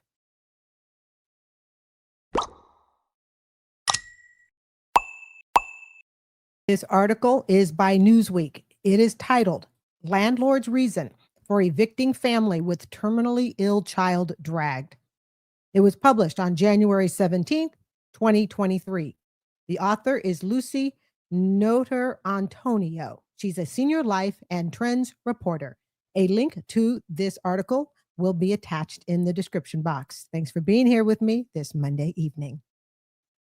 No parent wants to think about their child dying before them, but this family has been told their 5-year-old son has a terminal illness. And to add to the stress, a landlord has given them a few months to move out of their home. In a now viral post, the poster explained that he inherited the house 11 years ago, and a family has rented the property for 5 years. But recently, a buyer has given him an offer he cannot refuse, so he has decided to sell the house. However, the family has pleaded for more time, as they haven't got the funds or time to move out. Redditors are outraged by the 47-year-old landlord's post, but Mia Sophia Mel, the owner of a real estate brokerage firm, has backed the original poster, meaning she has backed the landlord. All right. This could be a very sensitive topic for some people. I'm only going to give you the only opinion I can give, and that is my opinion. And if I still have a channel afterwards, I'll be here tomorrow as well. Now, we have a situation where, as we know, the family has a child who is dying. And I think it says later in the article, he's got like 1 to 2 months to live. And I guess the landlord puts up this post and says, hey, I can sell the house that they're renting. He's got a chance to buy it for some extra money. And I think it'll say later how much he's got the chance to buy it. And apparently Redditors are just absolutely mad at the landlord, going, I can't believe you're going to want to evict them, when they've got a dying child. Now, before I share my thoughts, all right, we're going to read just a little bit more of it, but I want you to put in the comments, please share your thoughts. Even, you don't even have to pick a side. Just share your thoughts on what you think of this particular eviction situation. This picture has nothing to do with the article. Speaking to Newsweek, Mel, remember she's the realtor, okay, that backs up the landlord. Speaking to Newsweek, Mel said, no one wants to put a family on the street. It's extremely unfair and even manipulative to burden someone with your personal issues, regardless of how severe or sad they are. Let me repeat that. The realtor broker says, well, you don't want to put anyone on the street. No one does. It is not fair to the landlord to burden them with your personal issues, regardless of how sad or bad the issue is. Quote, if the tables were turned and the landlord was in a situation that negatively affected the family to where repairs couldn't be made, or he was losing the house to foreclosure, The probability of the tenant pitching in to assist or even understand is unlikely. Explaining his story, the man states a buyer has offered $60,000 over the market price because of the property's location. This was an opportunity I couldn't pass up, the landlord wrote. All right. Now I want to kind of dip in on what I think about this. I do agree that a landlord-tenant relationship is business, not about personal. And I think that the best relationships remain business. Because when you start mixing the business and the personal, you start getting into waters that even legally could be questionable. I also think you are less, what is it? The expectations, the rules, they become blurred. They become kind of a gray area. Well, we're friends, so I just want to be an extra week late, and you're not going to charge me for that because I'm your friend. See? If the tables were turned, this is what the realtor said. Let me go back to this paragraph right here. If the tables were turned and the landlord was in a situation where the landlord could not, make repairs to the place, they were in foreclosure, would the tenant turn around and go, oh, no problem, you don't need to make repairs? We understand the roof is leaking, the water pipe's broken and stuff, but we also understand that you as a landlord are kind of undergoing some hardships, so don't worry about it. You can just leave it as it is. Don't know too many tenants that would say that. And then here's the kicker, $60,000 over the market price. Now then, morally, I side with the family. Morally. Legally, I side with the landlord. Now, but before we all go, out doxing and, the pitchforks and the tomatoes, all right, let me explain why. And I'm going to do it before I read the rest of this article, okay? I am not a landlord, and I never will be a landlord, because it is not a position that I want to deal with the volatility of it. It's not that I wouldn't be a great landlord. Yeah, I would fix things and all of that. I just wouldn't deal well with people who didn't want to follow the rules as they are, outlined, subscribed as a tenant. So I choose not to be. And I'm not personal friends with the landlord or anything else like that. These are just my feelings at 58 years old and my observations. Here's why I think the landlord, actually, you know what? I'm going to read a little bit more. Hold on. Just I know. We got to be flexible on the show. I want to read a little bit more to give you a little bit more of an idea as to what the landlord is thinking. So let us continue on reading, and then I will share my thoughts. I promise. The family's tenancy agreement is until the middle of March, and usually they renew it. But this time the landlord isn't willing to go ahead as he has decided to sell the property. I contacted the husband, Michael, and let him know I would not be renewing this time.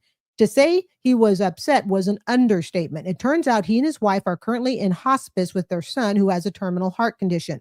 The doctors give him 1 to 2 months to live. I knew the boy was sick, but I never knew it was so serious, says the landlord. The Redditor explained Michael said there is no way they can pack up the house as they are spending most of their time at hospice, which is 3 hours away. He thinks it's terribly unfair that I expect him to sacrifice any of the time he has left with their son in order to move. He called me a heartless sociopath, explained the landlord. So the father is basically told the landlord, look, we're 3 hours away. We don't have the time or the money to, pack up and move so you can sell this property and make an extra $60,000 above and beyond property value, I guess, or above and beyond asking price.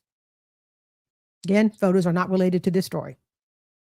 The original poster points out he suggested they ask a family member to help with packing or moving, but Michael said it's not possible due to his income going to his son's medical expenses.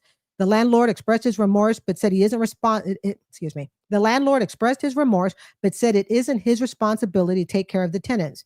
He concludes the post by stating his wife has suggested he use some of the money to pay for a moving company and an Airbnb. In other words, the wife has said to the landlord, look, why don't you go ahead and pay for the movers to pack it up, send it wherever it needs to go. And then so we don't put the family out, then go ahead and get an Airbnb for the family, 3 hours away. I don't want to do this, the landlord said, because it would cost me a big chunk of the profit from selling the house. And again, their situation is not my responsibility. This is the risk people take when they rent. My wife is now giving me the cold shoulder. A realist, Mel, the realtor, spoke to Newsweek about the viral post. I guess this has received over 12,900 upvotes. She said every individual is responsible for themselves and needs to plan ahead for all circumstances that could affect their situation. If the father knew moving would be a huge hardship during this time, he should have attempted to secure his living accommodations by communicating with the landlord right away. However, other users aren't as understanding, and the landlord has been dubbed an you know what. The top comment has received 37,000 upvotes. It says, it's a tough call in terms of the business. I get it. Greed is a thing, but you can't blame your wife for seeing you differently. You just showed her your true character, going with my heart. Another agreed, yep, other party will be known on his deathbed as a man who evicted a dying child. That's his legacy. What do you want to be known as? We should abolish private landlords. Another Redder wrote, you aren't making things harder for them. You are potentially making them miss time with a child who won't be here for long. You are well within your rights to do so and probably won't give another thought once the money hits your bank account.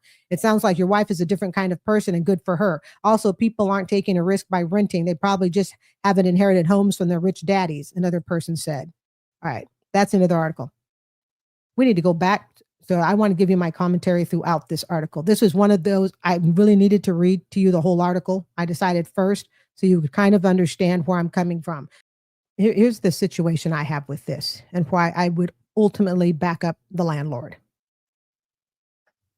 Oh, let's see here. How do I want to put this as gently as possible. When you choose to be a renter, especially when you rent privately, okay?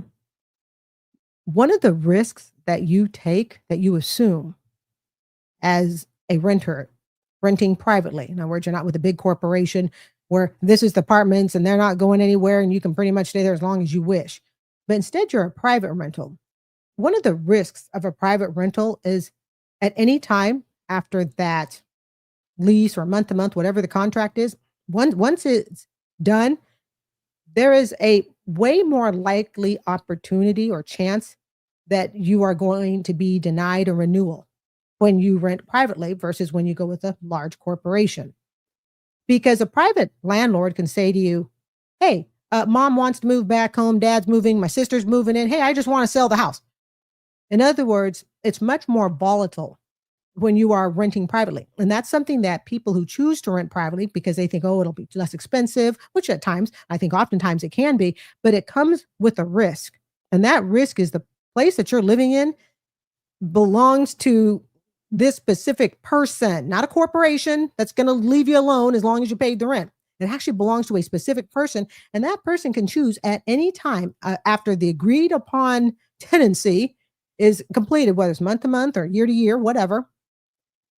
They can tell you if they want out. Now, I've said it before. I don't like landlords and I don't dislike landlords. I'm actually very neutral on it. I'm going to assume that a lot of the people who are making opinions saying that the landlord is the butt, okay, I'm willing to bet most of them probably aren't renters. And so it's easy to sit in side armchair and go, yeah, you know what? You're the selfish, greedy, mean one. The problem is that the people that are doing all the complaining, I'm willing to bet you no money's coming out of their pocket. See, we have to be really careful when we sit and we shame somebody and say, oh, you know what? They're greedy and they were all mean. But we're telling someone else how to spend their money. We're telling someone else how to budget their finances. We're telling someone else how they should plan for their retirement. This is why landlord and tenant relationships need to be all business and all contract. Sharing my opinion. It helps avoid this.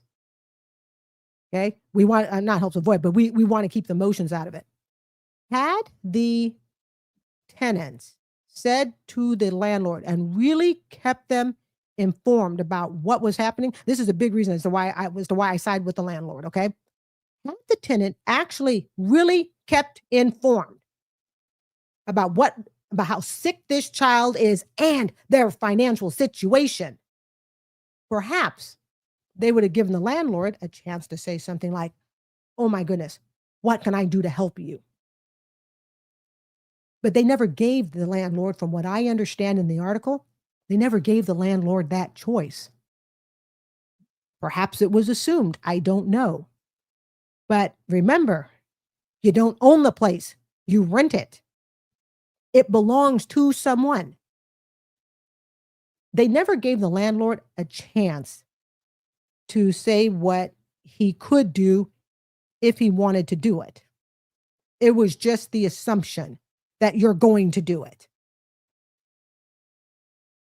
I have worked really, really hard to get myself to the financial situation I'm in today. I am no means rich, but I am solid and I have a good economic forecast, keeping everything as it is and living below my means. I would not give social media I know he went to social media, okay, which I think was probably a mistake there. But no way would I allow social media to have the ultimate say in what I did or did not do. So I understand that the landlord put this out there and he's got getting all the hate. Okay, well, he asked for that. So I guess, hey, I could be asking for it here, okay? But the problem is I don't believe the family ever gave him the opportunity to offer to help. It was just kind of given hey, you know what? We're not moving because our son is sick. I get it. I get the illness of the child. I get that the child has 1 to 2 months to live. Hopefully the child lives longer than that. But I guess there comes a point where, as a tenant, how much of your personal life should a landlord be expected to absorb financially? And should the landlord be expected to absorb that without any say? It is the assumption that she is going to absorb it because this is what's going on in your personal life. And just like the realtor broker said, if you flip it around, if the landlord calls, hey, you know what? I've got sick family members, whatever the situation is, I'm not going to be able to get to taking care of your place for probably the next few months. You have to let the refrigerator go. Now, some people say, oh, now we're just being petty. No, we're being realistic. Remember, on this channel, I really like to look at both sides as much as I possibly can. Yes, I see the tenant side clear as day. But when we look at the landlord side, I think it gets more technical. But what's making it technical? Because we're putting the emotion in with the legal. We're combining the two, and I don't think they can be combined. Let's go down here just a little bit here. He said, okay, he and his wife are currently at hospice with their son who has terminal illness. They can pack up the house as they're spending most of the time at the hospital, which is 3 hours away. Okay. Did they let the landlord know that we are totally unable to pack up this house? Or did they let the landlord know in advance? Now, I understand a child's condition can go down very quickly. They can say one minute they're fine, then the next minute they're in critical care. I understand that. I guess there comes a point where one has to ask, how much of one's financial burden should someone else be expected to take on when it was never part of the agreement? It's a tough question. I personally, I don't think this is difficult. For me, this isn't difficult. If he wants to sell the house is sold. Sell it. And part of what would make if I were in his position, part of whether or not I could afford to lose the $60,000 would really depend on how solid my own personal retirement was. This place is my place is worth about $150,000 to $175,000. I'd probably sell for about $175,000 with all the upgrades. If you were to ask me to take a $60,000 hit, that would be huge. That would be a huge percentage above and beyond the $175,000. So in my case, $60,000 hit, I can't take it. Now, let's say I'm sitting on, a cool $1,000,000, or heck, even $500,000. Could I take a $60,000 hit to help out this family? If I'm sitting on that much money, probably could. Would I? Probably. If I knew I was sitting on enough money that $60,000 is not a huge percentage of my total net worth. In the situation I'm in today, no, I could not take a $60,000 hit. I would not take a $60,000 hit. It would be just a significant chunk of my net worth, so to speak. That's how I would make the decision if I were in the landlord's case, is what percentage of it. Now, even if the landlord's doing totally fine, let's say he has $1 million here and $500,000 there, whatever. Is he morally obligated to take it? No, he's not morally obligated to take the hit. Let's remember, like I said earlier, a lot of these people who are criticizing the landlord are all backseat driving. They're all, what is it, armchair? Yeah, backseat driving, armchair quarterbacking, because they actually have no skin in the game. It's much harder to make a decision or to accept one outcome or another based on your decision if you actually have skin in the game. Everybody's sitting there saying the landlord sucks, don't have skin, they don't have skin in the game. I don't even have skin in the game, okay? People who are saying that basically, his wife is suggesting that, they pack it all up and they pay for it and all that. Again, for me, it would determine my overall net worth and how big of an impact it would be. There are people who are worth enough money that even if they had to pay $5,000 to pack it up and maybe put in some pods outside or whatever, just so they could remember, he's trying to sell this house. He's got a buyer, $60,000 above asking. That's pretty significant.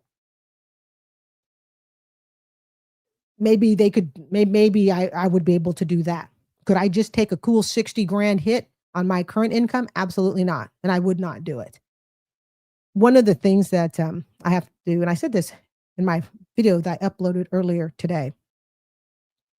One of the things that I teach my students, and I've lived by it for a long, long time through all my trauma and stuff growing up, like who doesn't seem to have it nowadays, right?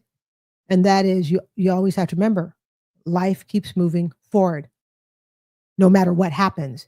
And I have learned that, I have to plan and prepare and make decisions because I can't expect someone else to be the fall person for my lack of planning, my lack of savings, my lack of income. See? And I remember when I was in graduate school and there was a gal there and she got sick or something. I don't remember. No, she didn't get sick. She had someone in her family who got sick and she was going to drop out of school. And we were like literally on the last quarter. And one of the things I said to her is, what is you dropping out of school going to do to make a difference? If the very first funeral I ever went to, I remember saying to my mom, I was in middle school and I came home from the funeral of a child, a peer who had passed away. It was a very big case in Eugene. Okay. It was a classmate who passed away. And I remember I came out of the funeral and I was so upset. I was so sad. And I was only I think I was like in 8th grade because it was junior high, 7th, 8th, and 9th grade. I went to Roosevelt Junior High in Eugene, Oregon. And I remember I was walking home and I was so angry. You know why I was angry? Because the world didn't stop. A classmate had passed away. The very first funeral I had ever gone to, my heart was broken. I was feeling guilt and shame. I felt it all, did I do enough to make friends with her? What did we do to make her want to, hurt herself? And I walked home because it was only like a couple miles. And I remember the traffic light still changed. Cars were still driving on the street. People were eating at restaurants. And I remember just being so upset going, how can the world keep moving when I've just lost this person?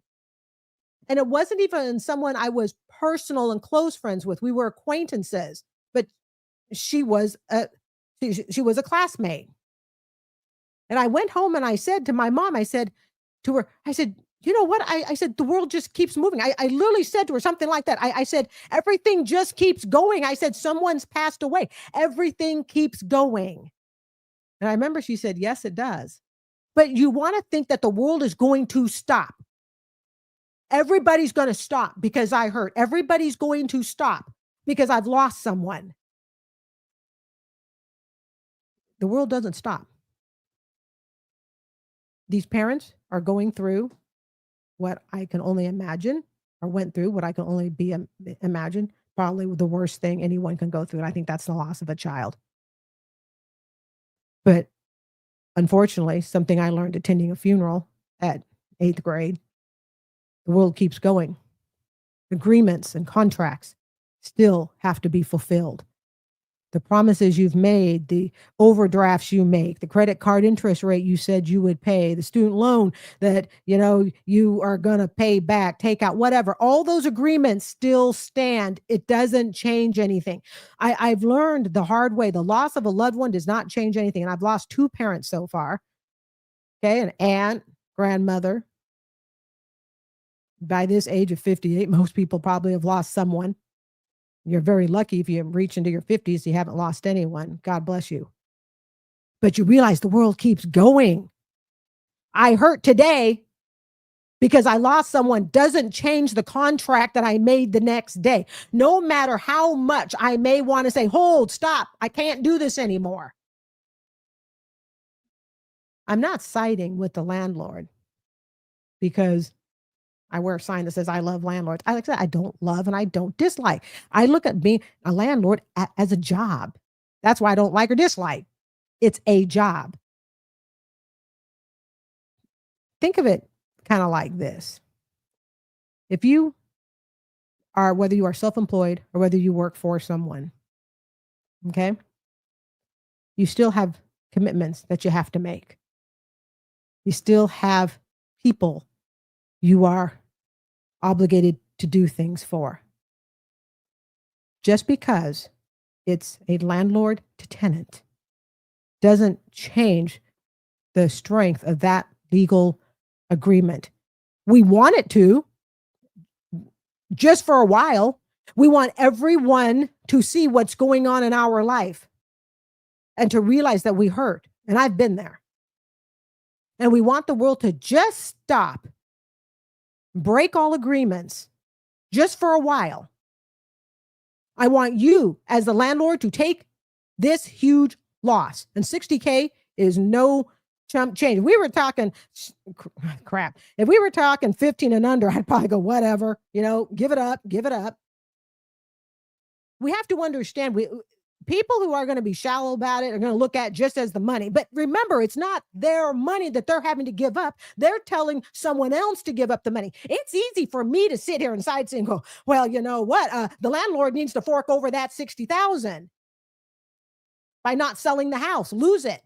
But yet the landlord, when he originally rented to these people, as every landlord does, it's still the landlord's house. The landlord can take it back at any time for any reason, as long as the initial contract for that month to month or year to year, whatever lease is fulfilled. There is not a clause in there that says, hey, tenant, if your life is in turmoil, if your life is hurting, if you're losing money, if you don't have the job skills, whatever happens, you lose someone, you know what? I'm going to null and void this contract, and we will just simply play it by ear. Unless that is written in the contract, as much as it hurts the situation that these people could be in, unless that is written in the contract, then the contract has to be legally held as it was drawn. According to the tenant, the landlord is being unfair because the tenant believes that the landlord is denying the tenant any time he has left with his son so that he can move. And the tenant calls the landlord a heartless sociopath. To me, this is hitting slightly below the belt. And I'll tell you why. When bad things happen in our life, to turn around and call everyone else heartless, a sociopath. Again, when this was not part of the agreement in the contract, was there anything in there that said, if the tenant's going through a personal crisis, this contract is null and void? Nothing there from what I can tell. So what happens is the person who's in pain lashes out at everybody else. I'm lashing out the landlord. The landlord's a heartless sociopath. Maybe you're even lashing out your peers at work. Maybe you're lashing out at, the personal people that you love that are in your life. Maybe you're lashing out at that friend because they're safe to lash out at. They're easy targets. A landlord is an easy target to lash out at. Probably one of the easiest. Anything's not going right in our life, we lose money, we don't have money, we don't have a job that supports the money we need to live, whatever. The landlord is the easiest thing to lash out at. It's the landlord's fault. It is not the landlord's fault for the situation that his tenants are in with their son. Now, can the landlord try, and knowing about the situation, to do some things? Yes, but it's up to the landlord to decide how far above and beyond the original agreement they want to go. And like I said earlier, social media is not going to dictate how I spend my money. Personally, I wouldn't even put this on social media. But, there's probably that part the landlord's trying to go, am I a good person? It's being a landlord isn't about being a good person or a bad person. It's about being a fair person following the contract. The end. I've never heard of a tenant who sacrificed something financially to help the landlord in a urgent situation where the tenant took on that big of a sacrifice. Again, I wouldn't, earlier I think I said 15,000. Heck, I'd even raise it to 20. At 10, I would say just eat the loss. $10,000 isn't going to make or break you. $60,000, yeah, $60,000, like half the value of this condo practically. A little less than half. So this is a sucky situation. It really sucks. But it's also very easy to throw everything at the landlord and say it's the landlord's fault for the family situation. We could look at and say, well, the family should have, like I said, better notified the landlord. The family's tight on money. Well, we're tight on money because we're taking care of a sick child. Okay, understand. But who do you pull into that realm with you to also suffer financially? It's just, this isn't easy. He says here they asked, the original post or the Redditor points out that it was suggested they ask a family member to help with packing or moving. But Michael said it's not possible due to his income going on with his son's medical expenses. Again, so you can't afford it. So the landlord is supposed to absorb it. You don't have family members that can help you pack and move? Well, no, I can't ask people to do that. Your responsibility, landlord. Remember, I don't like and dislike landlords. I literally look at landlord like a job. It's like, okay, you're a bus driver. Great. You're a teacher. Great. That's how impartial I am with it. And the landlord is remorseful, but he says his responsibility isn't to take care of the tenants. No, it's not his responsibility. All those eviction shows I've been doing, I think I've done 1, 2, 3, 4, 5. I've done about 6 evictions so far today. And the one I did today, if you missed it, I will link it at the end. It's the eviction of a elderly gentleman. His mother stopped working, I guess, when she was 85, and then he took care of her for another 10 years. So she passed away in her 90s. Now he himself is, a good 70 at least, and he's been evicted. Is that the homeowner's fault? Is it the homeowner's fault that this elderly man who took care of his mother to her dying day, is it his fault? Well, no, we have to evict him. Exactly. It's easy for us to want to pick and choose what stories touch us and all of that. But in the end, to keep it fair, to keep it equal, all has to come down to what's on that contractual paper. What was the landlord said here? It would cost him a big chunk of the profit from selling the house. Yeah. Should the landlord absorb the cost for the family? So in other words, you yourself decide someday to become a landlord. The family that you're renting to or the person that you're renting to has a hard time. You're going to take on that cost. And again, all those people going, yeah, you should absorb the cost. Then you pay for it. Kind of like when people, I discussed this the other day too, when people say things like, well, we need to have rehabilitation for people who are drug addicts and all of that stuff. And we need to make sure that the recidivism rate in jails isn't so high. So we want to make sure we put in resources for that. Great. So we're going to put up a community center right in your backyard. Well, we don't want that. Not in our place. Everybody's a critic until it comes personally to them. I'm really trying to be as objective as possible as I can on 8:15 on a Monday night. I told you I never hold these videos. I literally do them and then I upload them. But you see, it's easy for us to hate. Heck, somebody can look at me and go, "Oh my God, Carrie, she is the coldest, meanest person." No, I'm not. But I do see things from a very objective point of view. This is why I should have gone into politics. But my background is too sordid to be able to go into that. They would have lunch with my background, so we ain't going to go into politics. He says his wife is giving him the cold shoulder. Okay. So they have a difference of opinion. Doesn't make him bad, doesn't make her better. They just have a difference of opinion. Remember what is it? The broker, the realtor said every individual is responsible for themselves and needs to plan ahead for all circumstances. The video that I'm linking at the end that I put up earlier today, the one about the senior, clearly a senior citizen getting evicted. Is he responsible for himself? Does he have to plan ahead for circumstances? The answer is yes and yes. If you are going to be a renter, whether it's to a private family or whether it's to a big corporation, and you have children, you need to be prepared for everything. And I mean everything. I live alone. I have to have some preparedness that perhaps to be a little bit tighter on some things than if I had somebody living with me. And I had a little bit of a pillow cushion to back myself up on.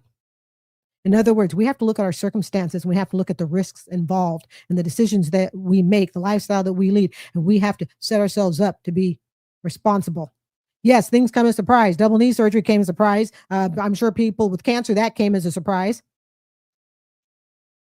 But we can't put our surprises on everybody. We can't hold everybody responsible for the heartaches that we go through in life.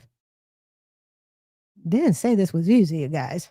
Okay, I mean, it's a really unfortunate situation. The realtor, remember, she goes on to say he should have attempted to secure his living accommodations by committing with the landlord. Yes, and the senior citizen that got evicted today should have attempted to secure their living situations. Remember, it's really, really easy to armchair quarterback. How many of us, just out of curiosity, have ever taken something that was piddly back to the store because you didn't like it? Yeah, it may have only been $15, but to you, that was $15 that you didn't like. You weren't happy with that product. You weren't happy with that meal, whatever. Just about everybody I know has returned something at some point. That was just pennies on the dollars. You're asking this guy to give up $60,000. Yet you'll return something for $20 because you didn't like it. See? When it comes to our budget, it becomes very personal. When it comes to answering somebody on Reddit, they suck. They're the but, okay. I can't use the other word. Starts with an A. See, it's so easy to do that, to criticize someone else until it comes into our wallet. And then we're the first one back at Target because you're like, you know what? I just spent, $35 on this and I didn't like it. Or this meal was not very good. I don't really return meals back. I'm always afraid of what's going to happen in the kitchen. I'm just like, no, it's all good. Thank you.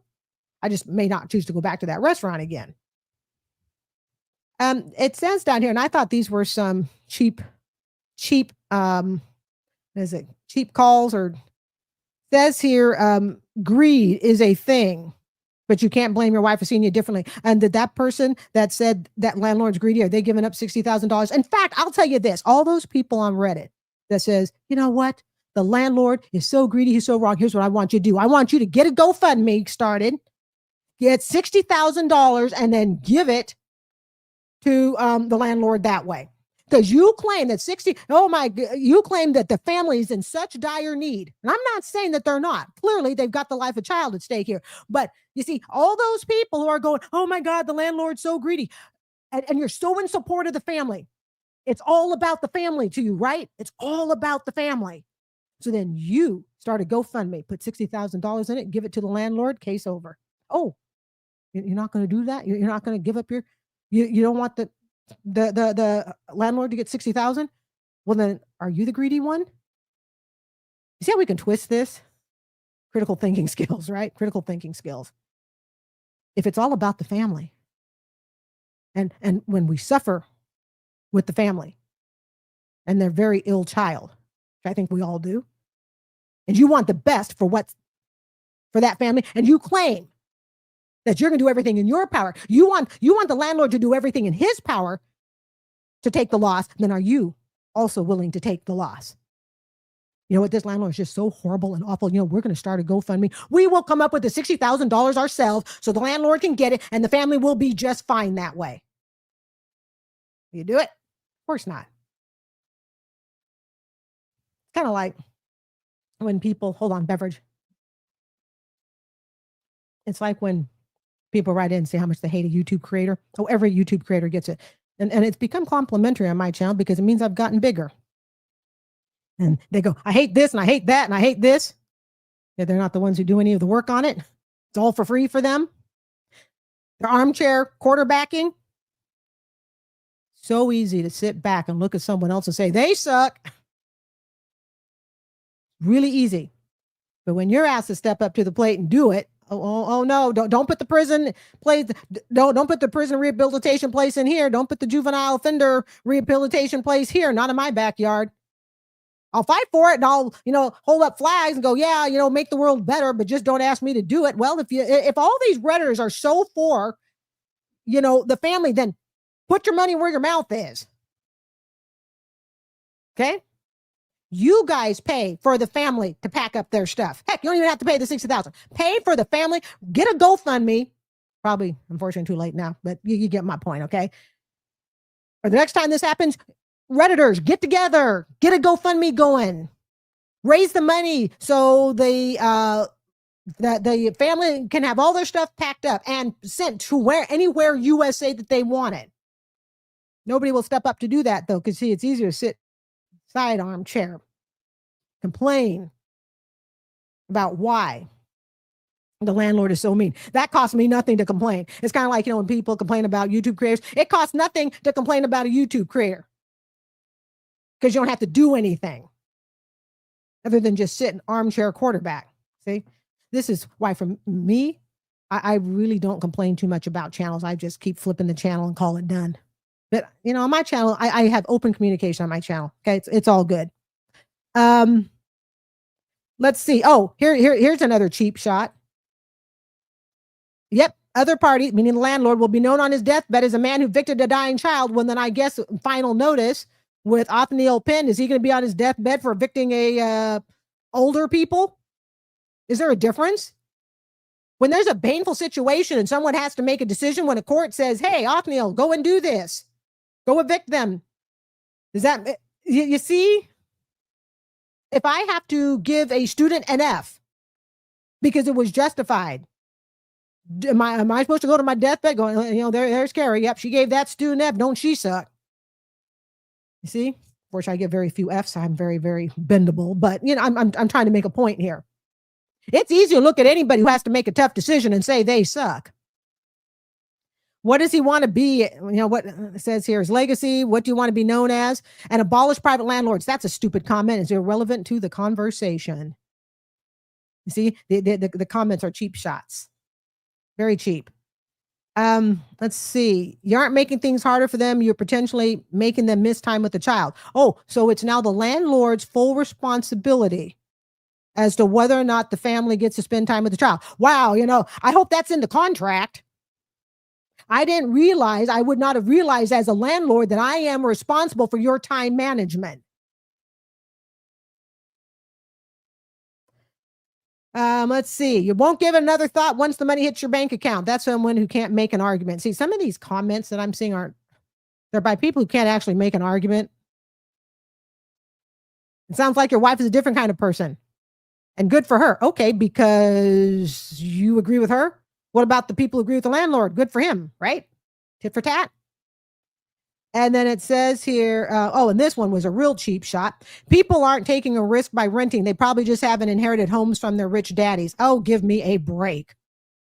First off, I think statistically, most private landlords only own maybe a house or two.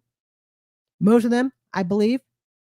That's not the riches that you think. And that's by someone who's bitter and jealous. Only a bitter and jealous person would say that. They haven't inherited homes from their rich daddies. That's, I look at stuff like that and I just toss it out the window. So anyways, that's my opinion. Share your thoughts down below. You guys have a great Monday night.